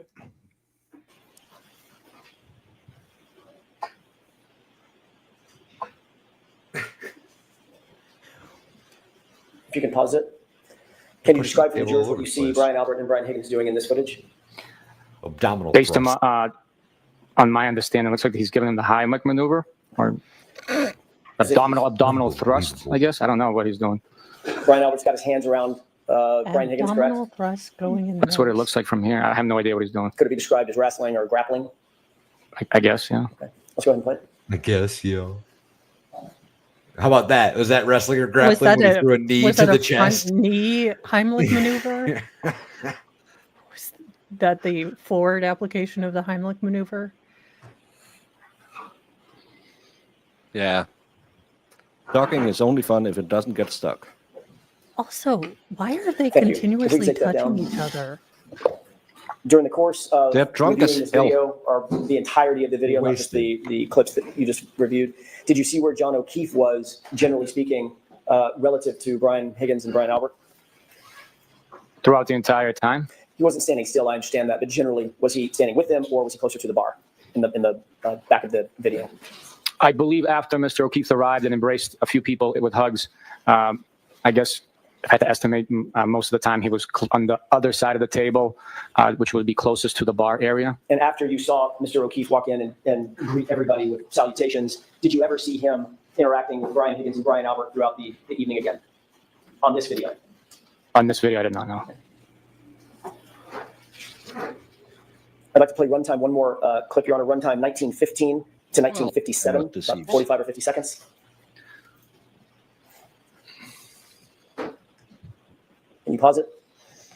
Just to orient the jurors, can you see any? This clip wasn't really pointed out the last time. This is a very interesting clip, and I have to move the CC because everything will happen up in that area. So I'll move it down here. Pay close attention to this if you didn't already see it. This, to me, is very interesting to see. Individuals that you earlier described, Brian Higgins, Brian Albert, John O'Keefe, Karen Reed, any of those individuals in this clip as yet? Or do we need to play it a little further? I would need you to play it a little bit further, please. Is it possible, with court permission, to zoom in on the upper portion of the video? Okay. If you could center that just a little bit to the right. Other way. There we go. Thank you. If we could go ahead and play that from 1915 to about 1957. Why'd you move the... Pause it. You recognize the three people center screen now. I really can't make it out. I would have to be assuming, or guessing. I can't make it out. Baker, you're muted. This is Brian Higgins, and this is Brian Albert. That's not that hard to make out. To identify each individual. Let's play it forward if we can. One more time. At this point, go ahead and pause it. At this point, can you make out any individuals? Yes. Okay. At this point, I can say that looks like Brian Higgins in the middle of the three gentlemen. What is he wearing? Harley It looks like a hooded sweatshirt. Okay. Sweatshirt. And the person to his, sorry, let's do it from your perspective, the juror's perspective. The person to the left of Brian Higgins. I believe that's Brian Albert. And the person to the right of Brian Higgins. To the right from my perspective? Yes, sir.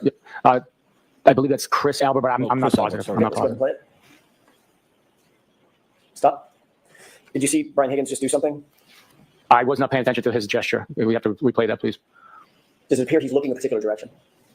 He is looking in a particular direction based on that frame, yes. Is that toward the bar area? It's in that direction. I don't know exactly where he's looking, whether he's looking at the bar, to the right of the bar. I can't tell from this. Okay. And John O'Keefe, you indicated earlier that John O'Keefe, that's where you saw him most of the video, toward the bar area or to the right of the bar. If you scroll to push the screen to the right, I can tell you where Mr. O'Keefe is. With the court's permission? Yes. Do you see Mr. O'Keefe in that group of people? I cannot make him out. Could you play the video? Maybe he is behind an individual. Let's go back to, with the court's permission, I'd like to go back to the full video, and let's play it from here.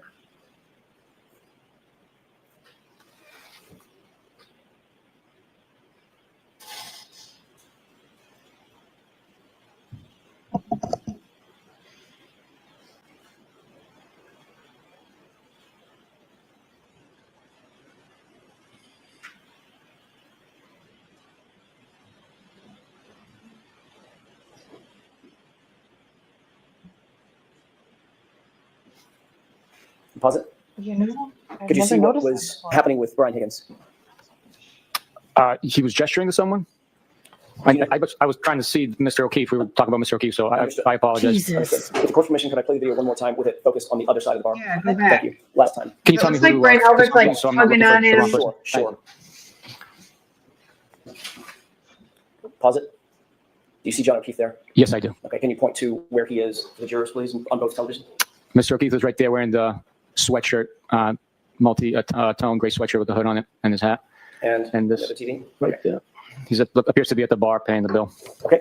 With this perspective, could we just go ahead and play that, the 30 or 45 seconds one more time? And please focus on Mr. O'Keefe.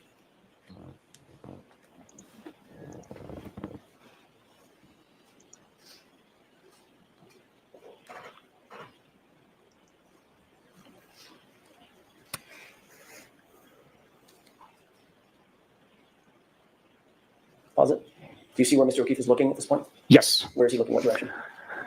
Well, from this vantage point, it looks like he's looking to the left on the screen at the individual he appears to be conversing with. Okay, go ahead and play it. Pause it. And what about now? Same individual. Okay. He's still engaged in conversation. Pause it. And what about now? He's taking a sip of beer. Right. Which direction is he looking? In the same direction. Okay. Go ahead and play it.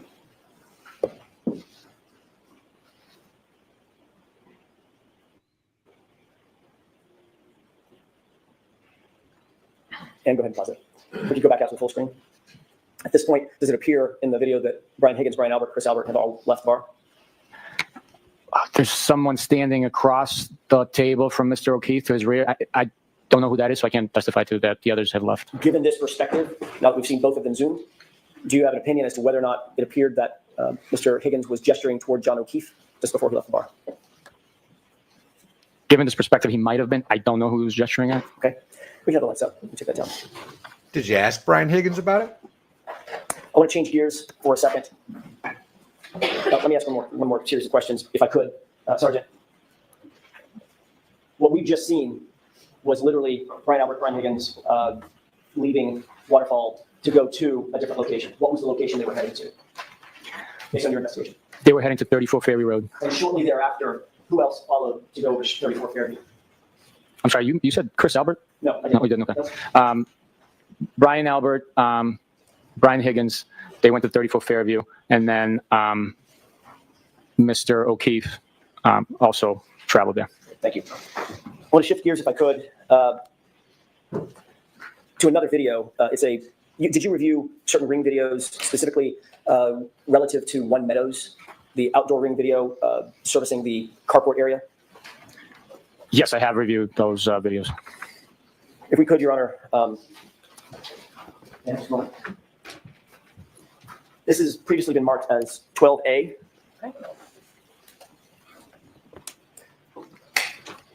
If we could, with the court's permission, zoom in on the Chevy Traverse in the upper left-hand, the vehicle in the upper left-hand corner of the video. Okay. Pause it. Let's go ahead and zoom in on the upper left-hand corner. Okay, go ahead, play. On the wheel. Just tell her on the wheel. Pause. Did you see anything happen with the... I really like that they got these curtains up. It's way clearer now.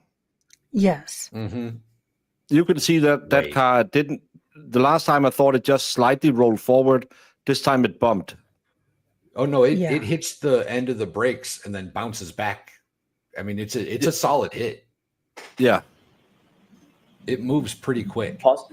Yeah. Did you see anything happen with the the left rear tire of the other car in the driveway? Which This is why that I like that they picked that up. A lot of people have been showing that because, to me it looks like John O'Keefe said, "You want some, you get some."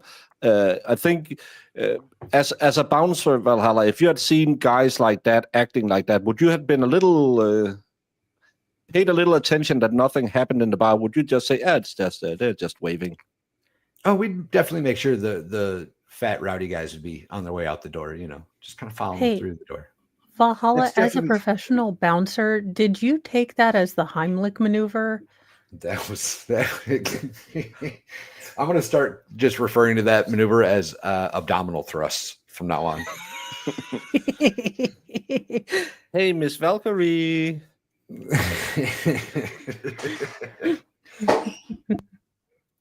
car you talking about?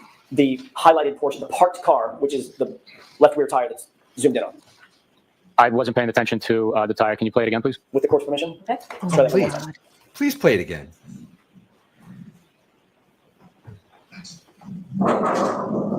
Absolute moron.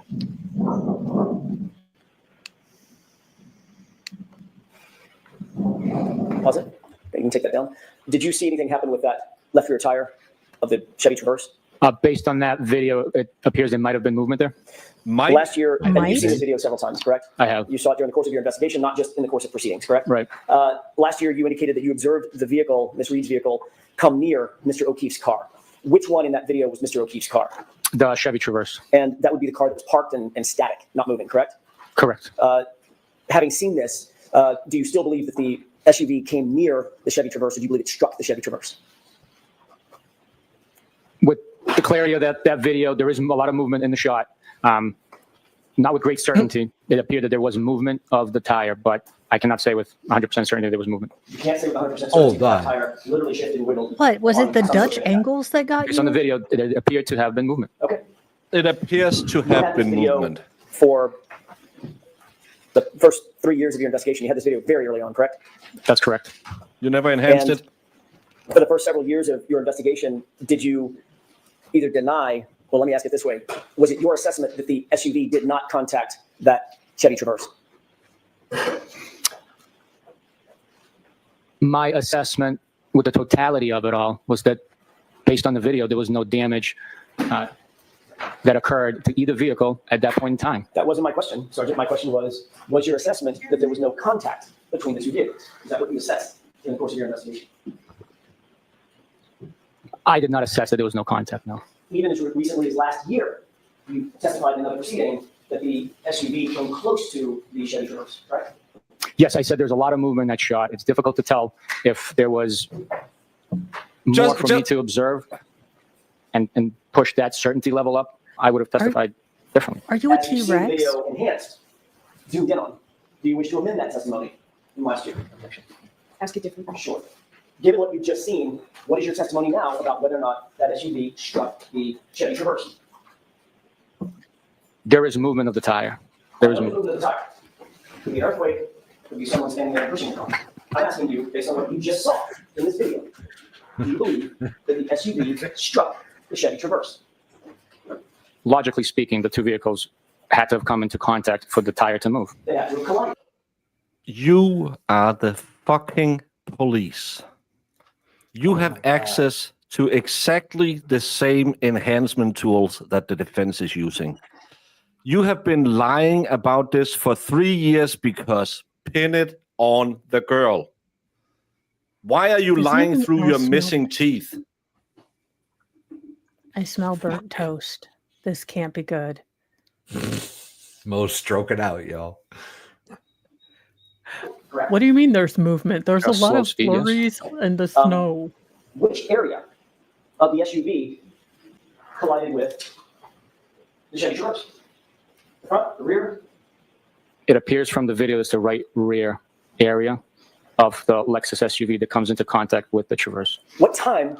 Last year, we didn't see the enhancement, the blown up picture. We just saw the tire move. I could see it move, but not as clearly as today.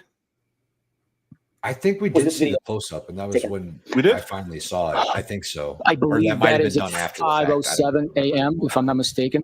I've seen that video before. Thank you, Sergeant. I want to change gears again, if I could, and ask you about a dog. You're aware that the Alberts, Nicole Albert, Brian Albert, had a dog that they named Chloe on on January 28th, 29th of 2022, correct? I'll allow the question. Were you aware of that? At what point in time, sir? January 28th, 29th, that area. Was I aware that they owned a dog on January 28th or 29th? No. Are you aware now that on January 28th or 29th, they owned a dog? There was a dog in the house. Now I am aware, yes. Okay. During the course of your investigation, you learned that, correct? Yes. During the course of your investigation, did you also become aware that the Alberts got rid of their family dog? Objection. I'm going to see you at sidebar on this, please. Sure. I can't with this guy. He's unbelievable. If he still has a job,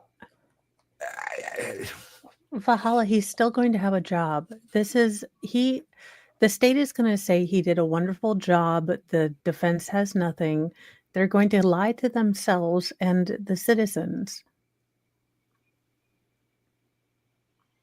but again, this asshole. He. Were you aware they had a dog? Was I aware on the 28th and 29th they had a dog? Why is he always looking to get out of here? Oh, we're live. It's.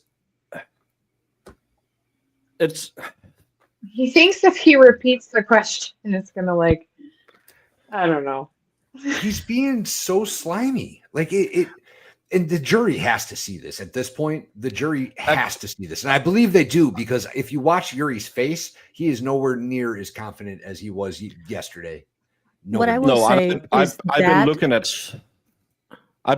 Sue, and correct, Dan Davis. 100% correct. Sue is. Can I find it again? I'm willing to bet this jury is seeing right through all these people's bullshit, because Jen McCabe broke at some point, and I believe it's because of jury reactions. I think the same thing just happened with Yuri today. I think Yuri's getting looks knowing that somebody on that jury knows he's full of shit. Well, especially after that video, when he saw it 3 times. Oh, I wasn't paying attention. Second time, there's a lot of movement. Could you play it again? I mean, again, this is just any juror with eyes is going to say it moved. Why won't you just say it moved? If you're so sure of your case, why wouldn't you just say, we have done the calculations, we put it up, on a seismologist, used to cross hatches.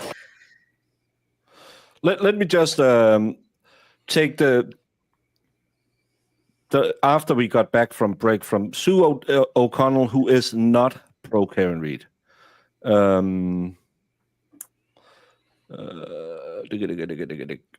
This is where it starts. The jurors had already heard from the Commonwealth meteorologist, who told them how little snow had fallen at this point, enough to track a cat. One juror is flipping through her earlier notes. Remember, they leave their notebooks here at all times. Jackson shows the waterfall video. Several furrowed brows on jurors as they watch Albert and Higgins square off Bukaki's works, then roughhousing. One male juror is smiling slightly while watching Higgins and Albert roughhousing. Jurors are paying close attention. Jackson plays a ring camera. Meadows driveway. The video, the defense says, shows Karen hitting John's car. The defense says, right, Sue. Mm-hmm. All jurors lean forward. Several jurors nod their head and right. One juror laughs when Bukaki says there appears there could have been movement. Attorney Little has a document ready. Bukaki says, logically speaking, they came into contact. Many jurors are vigorously writing. Now to Chloe the dog. I think the state's fucked on this one, y'all. I think I forgot where I left off. May I, Your Honor? Look at his face. Thank you. He ain't so smart Sergeant, anymore, are you? At some point during the course of your investigation, did you learn that the Albert family had gotten rid of the dog named Chloe? We learned that they no longer cared for the dog. I don't know if get rid of is accurate. Well, they don't have it anymore, right? Yes. Okay, so what would you call it? Somebody didn't steal it. Giving it up for adoption, I guess. I don't know. I'm not a pet owner. What if they didn't give it up? Yeah, for no adoption? one would trust I'm you sorry? with a What if small, they didn't give it up fluffy for animal. adoption? Rehomed, I guess. Okay, so it's no longer with him, right? Correct. They no longer own the dog. Okay, so they got rid of it. It's like Why you get rid is of a car. everything a pain with Right. him? Because he's lying, Baker. Because Right. he's He covering doesn't for like his the way dirty he- You can cop get rid of a car, buddies, Okay, and he knows it. and you can get rid of a dog. That's all I'm asking. Yes, you can get rid of a dog. Yes. Okay. At some point during the course of your investigation, did you find out that the Albert family got rid of Chloe? We learned that they no longer own Chloe. Yes. Okay. When did you learn that?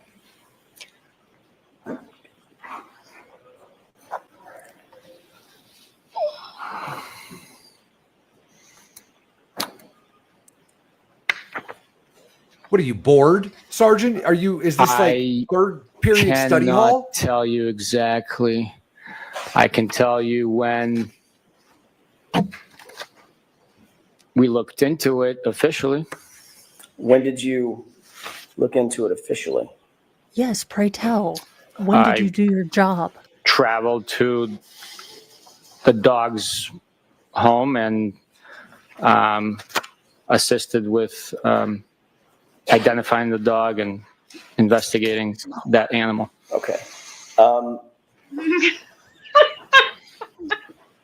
What? What documentation Wait. did you That's- use to identify that animal? It was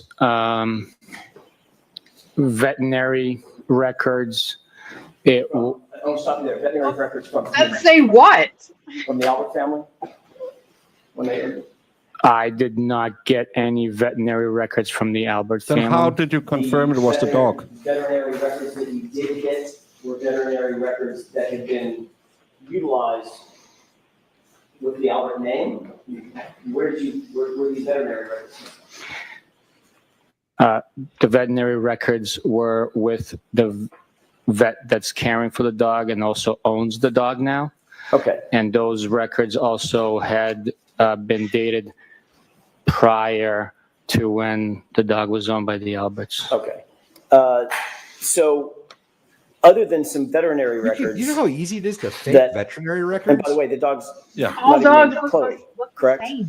Especially The German new Shepherds. owners renamed the dog. Yes. That's all you'd have to do. Hold That's on. correct. Hold on. And the new Hold the owners F on. did not. All get you would that. have to do to fake this set of records is Brian Albert hand literally to anybody with a similar looking dog, tell them to go to a new veterinarian and turn in these medical records. Right? I have Yeah. a blue pit bull. If somebody else has a blue pit bull and they want to hide the fact that they murdered somebody and they're getting rid of their dog, maybe that dog's buried under their pool. I don't know. I'm just making a hypothetical here. All they would have to do is give me those records. I could take those records to the vet of my choice and say, hey, this is now Chloe. These are her past medical records. And that's as Yeah. far as the extent that he went, as according to him so far. She wasn't a police dog. Apparently, they don't use female German Shepherds for police duty. She had maybe the first trial was a little wishy-washy. She might have had some type of canine training, but if it's just she trained with. In Denmark, we have like the guys who have the canine unit. They also have like dog schools and stuff like that, so you can train your dog in certain things. Bite words. Schützen. It's something like that. It's a German word for dog biting training. Yeah, as a dog rescuer, you're urged strongly not to rename a dog as an adult. Yeah. Yeah, Chloe wouldn't the would be dog microchipped. confused? No, I don't believe she was microchipped. I think they talked about that at some point. Without a microchip, there's no way to prove that that's the same dog. None. No. Period. End of story. Yeah. I'm a cat person. Do you dog people typically rename a 7-year-old dog? No. No one did. I wouldn't at all either. Dog Oh, Beth, from just call a mercy end. Brian and Nicole Albert, did they? No, they did not. They got it from a separate person. Is that right? That is correct.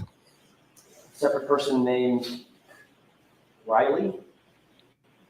That's her last name, yes.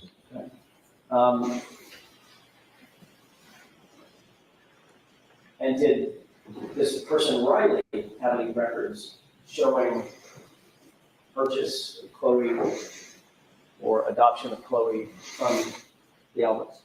No. So then how did you know? Didn't have any communication talking about it. Nothing. So That's right. You didn't look at you Brian did Albert's write post. a report Never about the newest owner of this animal, this dog, correct? I documented my trip to the location So I and did overtime. steps I took and Thank you, services I taxpayers. provided in the investigation. And in that report, you omitted the name of the new owner? I'm not sure. Did you omit the location of where you actually came in contact with this animal? You're going to have to show me my. Wait a goddamn minute. So he went to Vermont, had a little bit it's of the looking- maple syrup, went to Bernie Sanders' house and said, "Hey, how you doing?" And then he said, "Oh yeah, I'm looking for a dog. Do you know where some girl named Riley gave a dog to some people I don't know the name of who doesn't have an address?" And then I wrote a report that I checked the dog and I saw some vet records that proved this dog was the right dog. And we took a teeth mold of this dog that I verified, but didn't put the name and address. Isn't that a Rule 14 omission? Because how can the defense check it? Check it. Well, Baker, If I Yuri think is you're the only person that can vouch for the fact that this is Chloe up there in Vermont with the Chloe teeth molds. Also, Baker, you're forgetting he lets the evidence talk with him. He can paint with all the colors of true crime. Yeah, Chloe could have transitioned into a chihuahua. There's no way to prove it. No, you don't have DNA. I mean, if they had a toy of hers from the Albert's house, they could do DNA testing to see if it's the same dog. But The fact that he's possibly vouching, that's the point, Mo. The fact that he's vouching that this is in fact the same dog is the problem. There's no way. No way. This is all the dumb. This is, you know, that South Park episode where they explained the Book of Mormon and the chorus line was just dum dum dum dum dum. Baker, can you drink yet? Soon. Report. No, I don't remember. I'm holding on by a thread. Yeah, let's hope she's microchipped so he confirmed that. Because you can't take the microchip out and scan that in if you kill your dog and just chuck it in Vermont. If AJ has proof that dog was microchipped. This is gonna be great. Please say she was microchipped. Most vets ask you to. I mean, But depending on where they got her from, she was probably already chipped. Yeah, if they got her from a pound or any kind of government organization, guarantee you it has a chip in it. And breeders all will pound definitely dogs chip. get chipped because mine were chipped before I got them. You just have to And just register it. if you can't find the dog again, you can always just say, "We checked the chip; it was okay." They come with a special serial number. Like they're pretty unique. And they're very small, so But it's again, not like you if can he dig it didn't out. put down the owner's name and address, he can just say, "Yeah, I checked it with the zip, and it was Chloe." Depending on where they got it from, right? If they got it from the pound, there would be a record of all of it. I don't know how long they keep the records, but there would have been a record produced. I apologize about that. I'm the one slowing us down just a little bit. May I approach? Yes. Did this reviewing your report refresh your recollection as to whether or not the new owner's identifying information is in this report? It did. And is that information in the report? No, it is not. You've got, there are some veterinary records that you supplied along with your report, correct? Yes. That you gathered? I'm sorry, what was That it? you gathered along while you were doing Yes. May I approach? Yes. Oh, please, for the love of God, have a chip record, AJ. Please, please. Thank you. If you'll take a look at those 4 documents.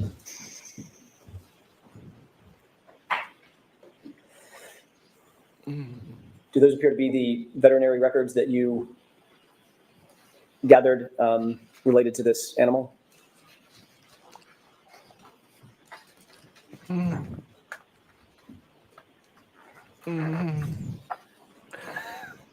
Is that his nose?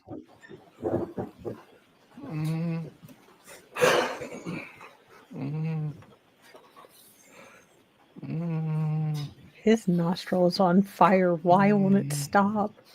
Yes, it does. Do any of those records, any of the veterinary records, the 4 pages that you're holding, even include the name Cora or the name of the new owner?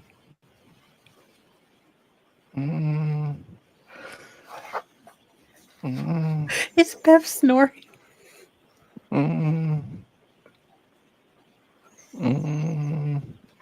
What is that? That's his nose. Or Bev's dead.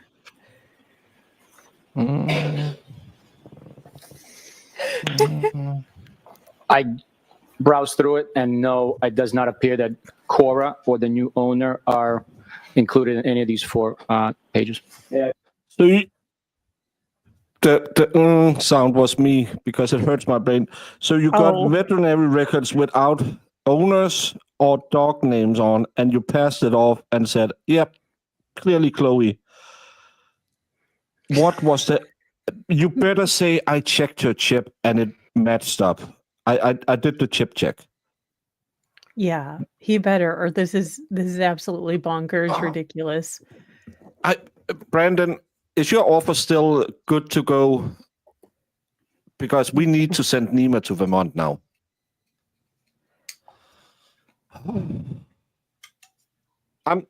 I'm renting a car when I'm in Knoxville. How long does it take to drive from Knoxville to Vermont? I'm finding Chloe. Okay, I'll go with you, Baker. I can prolong my being on the lam for my children. That's it. Jamie, you in? We're going to get Chloe. Yeah, just swing by. We're going to do a road trip now. We're stacking the Yeti with some Yinglings, and then I'm down for sound. Hey, I have a Ford Transit. Just come to my house. I've got a 10-passenger Ford Transit. We're going to get Chloe, y'all. It's a party bus. I love that everyone says somewhere between 12 and 20 hours. I have to go the speed limit. Remember, I'm in a rental. Yes.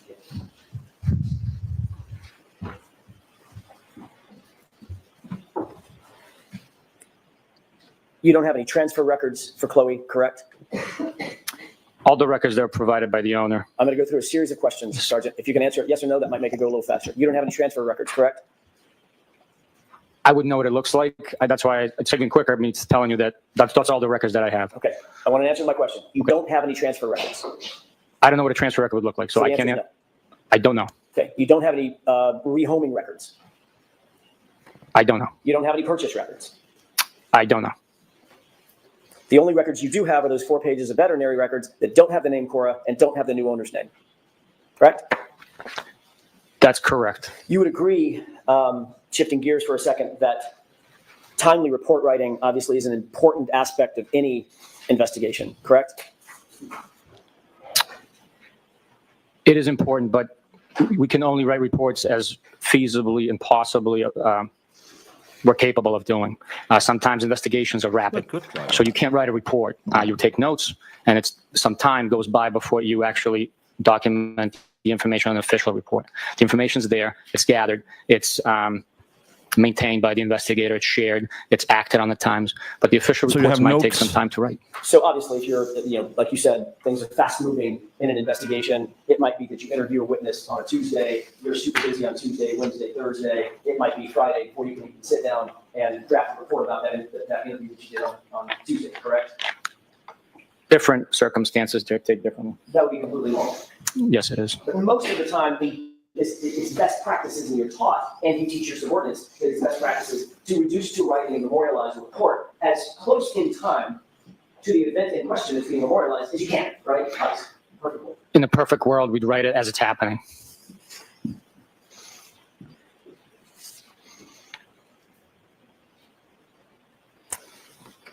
Are you aware that more than 20 official police reports in this case were not recorded for more than 100 days from the time that the event in question was done, was being memorialized? I did not know the exact date in delay. Are you aware that there are 11 reports that are more than 300 days from the time of the event that was being memorialized? I was not aware, no. British meetup, yeah. Are you aware that there are 3 reports that are more than 400 days from the time of the event? They said that they renamed her to Cora because you do that with a 7-year-old dog, because Chloe and Cora, super similar names, because actually dogs understand names. It's not like they only reacts to the infraction of how you say it. Cora. Yeah. Chloe, Cora. Chloe. Because they understand, oh, I changed my name. I was just looking at my new birth certificate and it says Cora. So I have to react to that. I will not get confused when this strange man is yelling Cora instead of Chloe. Cora the Explorer. Also, a vet would not change a name of an adult dog like that. So No, he's trying it to wasn't. claim. It wasn't the vet. He got the vet He said records. the vet was the owner. No, The no, new vet. he got the vet records from the owner. Oh, Why doesn't okay. AJ ask Sorry. him why he investigated the dog at all? Did he think that John O'Keefe's? No, it'll just bring up, and he will have a chance to say, "Well, we didn't, but because you raised the question, and we felt the need to Yeah. disprove it." It's has- a bad tactic. This has been bugging me all day. He has the facial makeup of an infant. Like the top part of his head is too small, and the jaw part is too big. Like the proportions of his face are of that of like an infant or toddler. It makes me uncomfortable. It makes me. And it doesn't help he doesn't have teeth in his mouth. Yeah. Well, so has anyone else noticed that he has gotten slower and is starting to not pronunciate his words as well? It's because the jury's watching him lie, and that's what happens. When I you lie think that in front of water people. jug is full of vodka, but that's No. speculation. I don't think so. It could be though. It is Canton. Norfolk. Blobfish. Definite blobfish. I'm just shaking. But I'm gotta be saying shake the exhausted. bottle. That's all I'm saying. Like, I think he's been up He there did have all to day. dramatically read those Yeah. texts. He's getting like his It was being ass memorialized. handed to him. I am not aware. No. Will the dog bite expert lady be allowed to testify in this trial? No, the dog bite expert lady, Dr. Russell, well, she will be allowed to testify that it could look like. They won't be allowed to say it's Chloe's because that was the Commonwealth, and they would deny that because forensic ornithology is bunk science. Are you aware that there are 4 reports that are more than 500 days from the time of the event that's being memorialized? 5. I am not aware. No. Are you aware that the longest delay of any report in this investigation was 581 days? I am not aware of that. No. You became aware early on in your investigation of 2 individuals named Ricky D'Antano and Heather Maxon, correct? They are witnesses. Yes. Both Ricky D'Antano and Heather Maxon, you learned, were outside 34 Fairview in the early morning hours of January 29th, correct? We did learn within our investigation at some point, yes. And you learned, Sergeant, very early on in that investigation because you interviewed Ryan Nagel in February of 2022. It's just days after the event, correct? Where was the Jeep, I'm Yuri? not sure of the exact date. Where was the Jeep, Yuri? Obviously, as you just said, you became aware that Ricky D'Antano and Heather Maxon were witnesses in your homicide investigation, important witnesses. You'd agree, correct? They were witnesses. You learned that they arrived at the house at 34 Fairview sometime after Karen Reed and John O'Keefe arrived and pulled up behind their parked SUV, correct? Objection. I'm going to allow that. Can you repeat that, please? Sure, you learned that where they fit into the investigative puzzle is that they pulled up behind Karen Reed's SUV when Karen Reed and John O'Keefe arrived at 34 Fairview. They pulled up sometime after that and pulled up right behind them, correct? That's not correct. What is not correct about that? They arrived simultaneously. Karen Reed took a right onto Fairview. They yielded to them and followed towards 34 Fairview, stopping at the driveway as That's Karen not Reed what Heather proceeded Maxon said. further up. You Did you said a listen to the minute. testimony in this case up to this point? No. There's a sequestration order, correct? Correct? Yes, yes. Means you can't listen to the testimony of witnesses, eyewitnesses who are testifying in front of these jurors. Correct. Yes. You don't know how witnesses have testified from that witness box in front of these jurors, correct? I have no idea. Okay. So your information is that they pulled up simultaneously, correct? Objection. Is that what you just testified? That's my memory from what the the interview produced. You certainly knew that there were eyewitnesses to the condition and the location of Miss Reed's SUV, correct? Yes, yes, from their interviews, yes. And you also Where's are the aware that Jeep, they would have been in a Yuri? position to see the occupants of Miss Reed's SUV as they were behind it and then pulled around it, correct? Objection. Sustained. Did you become aware that they were in a position behind the SUV and as they pull around it, they could still see the SUV? Objection. Sustained. you knew what potential role they played in your investigation as eyewitnesses, correct? Generally? When we interviewed them, when we learned of their existence, when we interviewed them, we collected information based on their recollection. Okay. My question was, you're aware that they had a certain perspective as it relates to the SUV that night, early morning hours, right? Based on their interviews, they had a perspective with the brake light being on constantly. I'm not asking what they said. I'm asking you, Where was during the course of Jeep, your Yuri? investigation, you learned that Ricky D'Antonio and Heather Maxson had a perspective. They were eyewitnesses to certain things. As Yes. relative to the SUV, correct? Yes. They didn't interview them until a year or two later. You instructed your subordinate, Michael Proctor, to interview those witnesses in August of 2022, correct? I'm not sure when they were interviewed. I don't have a memory of instructing him to go interview them.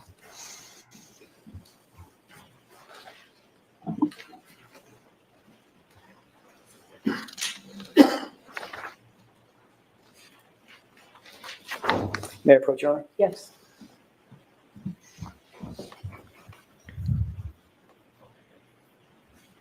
Thank you. Can you take a look at that document and tell me if you, why don't you just tell me if that, whether or not that refreshes your recollection as to communications you had with Michael Proctor specifically?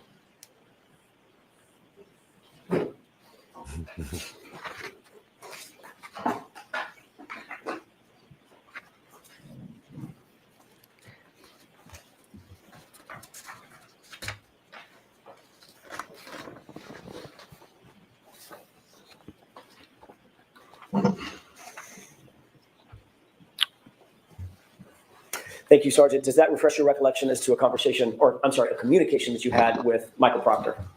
Unfortunately, it does not. I will take the document at face value. I do not have a memory of having these communications, but I will take the document if it's authentic and it is true and accurate that it took place. But I don't have a memory of sending these text messages. From the paperwork, is this what you try to imply? Also, my name's misspelled in there. Is that from the extraction, or where is that from? Couldn't tell you. Wasn't me. Appreciate it. Thank you. I can't take credit for that. Thank you. Thanks. If your memory is not refreshed about that particular communication, do you remember in general communicating with Michael Proctor about interviewing Ricky D'Antonio and Heather Maxson? I do not know. I'm sorry. Would that have been something that you would have found important relatively early on in the investigation? These are eyewitnesses. Let's get in there. Yes, it is. It is important to interview anyone that's an eyewitness. Sometimes it takes longer because. Are you listening? I'm sorry. Thanks. You asked the question. I just wanted to answer. I know the answers to my own questions. Go ahead. Okay. So while we want to interview every eyewitness, sometimes an important fact is already detailed and witnessed by another witness. So in this situation, we had already interviewed one of the occupants, the one that was driving, the one that had the observed the events taking place. And we asked them if we were going to talk to the other two, would they have the same recollection, observations? Did they leave the vehicle to go in the house at all? Anything like that, anything different? So that's... Okay, so it would be important, obviously, to interview witnesses in a timely manner. In some instances, yes. Okay. Yes. Do you remember when Trooper Proctor actually interviewed Ricky D'Antonio and, I'm sorry, when Michael Proctor interviewed Ricky D'Antonio and Heather Maxson? I do not have a memory of that, no. I'm sure a report would indicate when. Where was the Jeep, Yuri? Also, when do you ever ask witnesses? So the other people will tell you exactly, or tell me exactly what I'm telling you. Oh, Sergeant, take a look at that. I thought that was a report from somebody else. It's a report from you, actually. Tell me if that refreshes your recollection as to when Ricky D'Antonio was actually interviewed. Yes, this report, authored by me, was states that on Saturday, September 2nd, he was That's a interviewed. little late. What year? A little bit. 2023. So 1 year 2023? and A half. 1 year and 8 months. February, 7 months? March, April, May, June, July, August, September. A Wow. year and 8 months later, they got to the very important eyewitnesses. The one that saw the vehicle So that would have been a year and a half later, correct? parked in the street in front of where You John believe O'Keefe's that's body a was later timely found. report, or rather a timely interview for an eyewitness, the gravity of which is described in the report. Yeah, It was again, Ricky that perfect was, the ideal driver. world scenario. It would be Yeah. quicker. So that would be, no excuses, not throwing bars, but that would be untimely, correct? Year and a half later. We do the best we can. no, you don't. You No, don't you care. You don't give a fuck. We know this. We have been listening to your absolutely buffoonery an entire day. You are a functioning retardo, or you are a big ass liar. You can't be anything else. And Bev has been letting AJ cook. I'm very surprised. She has been very lenient with him. He had a few stop the comments, but since then, she has been very fair. I don't Well, want to do again, I'm anything, and I actually- don't want to say anything, but Bev knows how shit this is. She's been a much better judge since Dr. Wolf revealed that DOJ was watching. I stand by that. Yeah, I think at this point she has to be much more fair, but I think AJ is also doing a much better job because he's I keeping think his calm. Yes. last trial AJ would have been off the chain at this point. This trial AJ, he's like, okay, all right, let me just get a report. It's going to take a couple minutes. You're going to have to read all these cringe text messages, but we'll play your game, sir. Yeah. And Ghost, it was till they were interviewed, not till they wrote the report. You indicated that your memory was that the cars arrived simultaneously. That's a interview with Ricky D'Antona. You see the highlighted portion?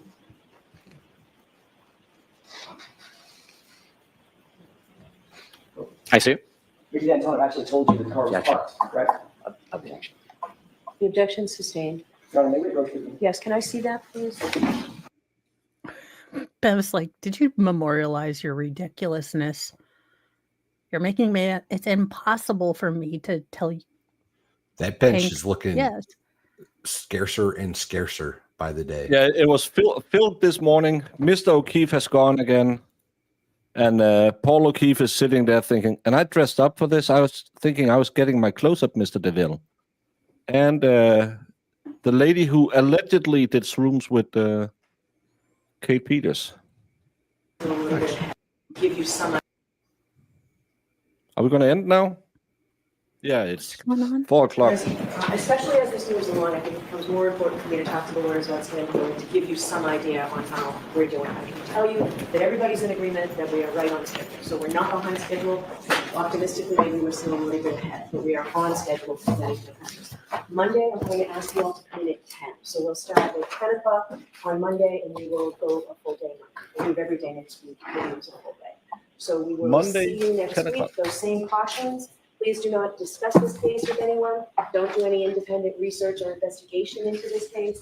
If you happen to see, hear, or read anything about this case, please disregard it and let us know. Be very careful with your social media use, and we'll have you on Monday at 10. Sorry to leave that. Hey there, Karen Retrial. Shut up. Valhalla. It's time. It's time. It's Vader time. Are you ready? Oh, well, I have to go pour a beer. Talk amongst I'm yourself. ready. I've been ready. I know. I've been Oh. having this as soon as I Oh, got you need home to from the flatten bus. so it doesn't go down easier. Cheater. What? He called me a cheater. I poured it Oh. early so I didn't have to battle the foams. The head. Oh. Today was a I- painful day for Yuri. Today was not a good day for him. Today was painful for all of us. Valhalla, kinda- I know you get joy out of this, and I can see I the do. joy, but I also have do. to listen to. Oh my goodness, are you being hateful to me? Why do you like me? Haha, I don't know. We're not married, and you don't have kids. You should absolutely do a voice reenactment of these text messages. I can do that. If someone could get me the screenshots, I can do it. Chat, you heard her. Will also need you guys to pay for therapy for me.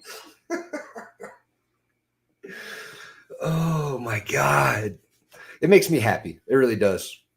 Can we play the meth raccoon, or would that get us struck? I have no idea. Somebody sent it to me earlier. I didn't look at it. It was Cynthia, by the way. Cynthia Fire. What is it? Cynthia Fire something. What the hell is your FD? No, that's 50 food. It's Cynthia. Cynthia sent it to me.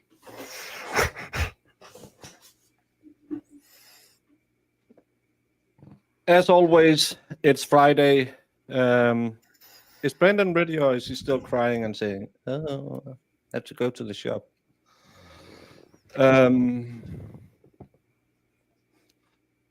Cynthia Fire Fairy. That's what it was. I knew I didn't have it right. Thank you, Heidi.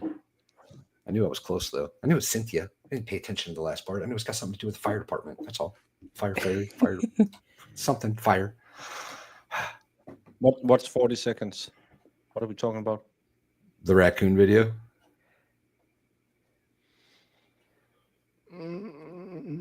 I like your little magic card. That was good. Stingy sent me that. That was funny. That is it. Look, if that's going to be my persona. Look, if I'm going to be anything, that's what I'm going to be. I've changed my mind from a pettycorn to a not street legal pharmacist raccoon. Les goes ready. He says, all good. Lead the way, Danish Yuri.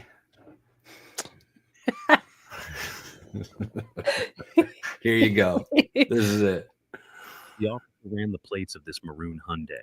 What he finds in this car was completely unexpected and may have been the most memorable stop of his career. See if you can guess why. Hi, how are we doing today? I'm Officer Brandon, Springfield Township Police Department. Okay, stop it, Josh. How are you? So the reason I stopped you is you are suspended with a warrant for your arrest. I am? So do me a favor, turn off the car, put the keys up on the dash, detain you for that warrant, and because you are suspended active. Oh. Hey. What? Come here. Hello? The raccoon has her meth pipe. As what? Oh my God. Her meth pipe. He's playing with the meth pipe right now. No, don't reach for it. That's evidence now. Oh, I don't want him to have that. That's why I'm going to do it. Hey, buddy. The raccoon's like, I don't want you to take it. Okay, you're on our he'll be here in 2 minutes. I'm right across from my house. Yeah, okay. This is what she's smoking meth in. Okay. The raccoon's playing with her meth pipe. He's so excited. Yeah. I would To be honest, I would tell that story to everyone. Cocaine Bear is special, but Meth Raccoon might give him a run for his money. Hey, it's a trash panda. Of course it's on meth. Everyone, maybe you're new here, but on Fridays we have a tradition that we will suck a beer with Brandon, and we'll just suck the rest of the week. Yeah. Thank you for staying with us through this absolute hellhole. We'll do the poll after. Go. Y'all can chug. Damn it. I thought I was going to get him that time. I need a different glass, I think. The curve in this glass throws me off. Yeah, it's the glass's fault. I'm like... Always blame it on the equipment. I asked my chat about an hour ago. It's been a long day. Has Yuri Bukaki done good for the Commonwealth? No, he seems to tank hard 94%. Yes, it helps the Commonwealth 5% of 112 voters. You thought that was a good for the Commonwealth? All right. Yeah, that's I didn't see it 5%, so that's 20 people. But hey, we don't mind that you have a different opinion. We like it when we get to discuss different opinions. Because I'm certainly not going to call you I'm certainly not going to call you a fan of the Austrian painter for having a different opinion. No, we don't. Yeah, Kate Peters. fat because my plate is too big. Get a new plate. Yeah. That's a valid point, actually. Get a smaller plate, you'll eat less. That's been proven. No, just go twice. No. This is the thing. They set up a blind study at a buffet. They had 200 people. I'm making the numbers up. 200 people on each side. And one side of the buffet had smaller plates than the other. The plates that were bigger consumed more food for the entire group. The plates that were smaller consumed way less food. It's a subliminal mind trick game. So if you are trying to consume less food, get smaller plates. Yeah, I use a toddler plate. There you go. Also, it protects your food from mixing. So if you And have look how much issues weight with she's that, lost. well, pickiness. But no, in my opinion, and actually because of the not minding different opinions, that's why I actually went to Sue Boston, because she is very anti-Karen Reed. Because if I just read Turtle Boy and Machado, I'll have confirmation of my bias. And it's really one of those things, especially so far into a trial where we're just sitting here throwing our squishy at the screen because you get a little angry. It's really important to try and gauge what is the other side saying. And I don't want to go to Plevin because he's an absolute moron. Remember, he got butt dials from Brian Higgins as well. But no objective, reasonable person can look at this investigation now and say it was by the book. No matter if they were understaffed, overstaffed, anything. They willfully close their eyes. And I'm not saying that they need to put Higgins first, but at least you would have to say, well, we're just going to sweat him a little bit just to see where we're going with this. I think that the most damning thing we heard today were the amount of reports that were in the multiple years delayed or near multiple years delayed. I think those were damaging. I don't think that was the most damaging part of today. I think the most For damaging me, part that was damaging, but I think the most damaging part of today was having Yuri admit that they hadn't found an entire piece or any piece of taillight until after the vehicle was already in custody. When previously they've testified that they got the car because that's what the evidence pointed to. There was no evidence pointing to that. None. At the time that they seized the car, none. It's just dawned on me. I've been here a lot today and missed some today, but I've never said hello. Cheers. Vodka for me, of course. Lynn Dalton. Hey, Lynn. We're glad you've been here, even if you forgot to say hola, because it's always nice when familiar faces chime in, and unfamiliar faces as well. And tomorrow will be a day off, I think, for all of us. Sunday, I will. Well, I don't know if you, Mo, but I'll give you the tableau a bit later. No problem. Sunday, I will have. I think I've actually written her today for a picture. I will have. Why do I want to call her Loosey Goosey? Sleuthy Goosey. Sleuthy Goosey. I was just. I'm having Loosey Goosey. That's not her name. I'm having Sleuthy Goosey on Sunday. It should be 2 a.m. She hasn't replied because I asked her what picture graphics she wanted on the thumbnail. She hasn't replied, so I think they normally stream a little bit after, so I'll have to go and harass her in her chat. But I just noticed you have a White Claws t-shirt on. That's amazing. Yeah. Today's clothes has been sponsored by Marissa. Outstanding. And Moses pretty good as well. Yeah.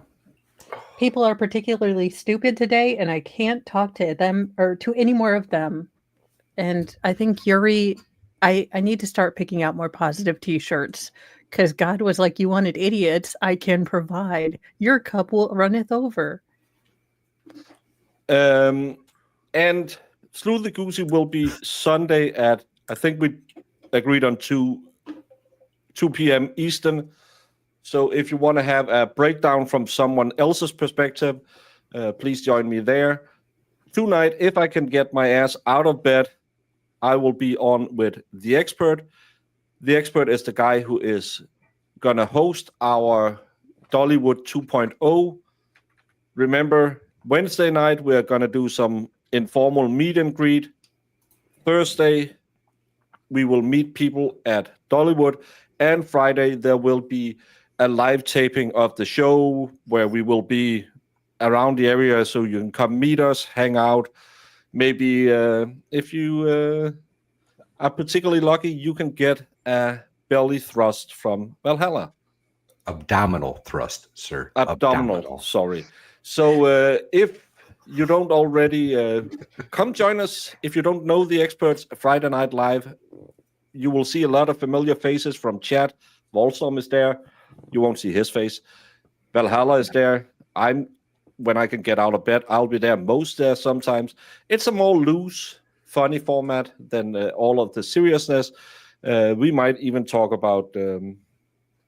I talked a lot about the laser removal on the kitty one day. Hey guys, it's Mo from Mo in the Deep End. With that segue, how can I go wrong? Tomorrow at 3, instead of Legal Shenanigans Theater, I will be doing a Petty Express run of the opening statements by the state and Lori Vallow in the Lori Vallow Daybell case, because Veilhammer is taking the weekend off. Sat into it. What's up, y'all? I'm Valhalla. Awaits. I've got goats, and I've been streaming goats. I'll be on FNL tonight. And we almost, y'all, I was this close to being able to announce the next Lego stream, but we're not quite there yet. We still got to hash out a couple details. Otherwise, Monday for Karen Reed again.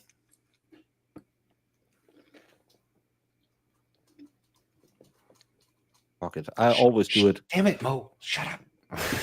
No, because I was actually trying to answer a question for Pernilla. She's asking, I think it's Mo's stream. You said 3, so that'll be 9 our time. 9 o'clock our time. Tonight, 9:15 Eastern Standard Time. The best panel show you can get on a Friday will be Friday Night Live with the wonderful White Rabbit, the lovely diva, Volstorm's there, and expert. Jen! Misreads. Yes. Jen!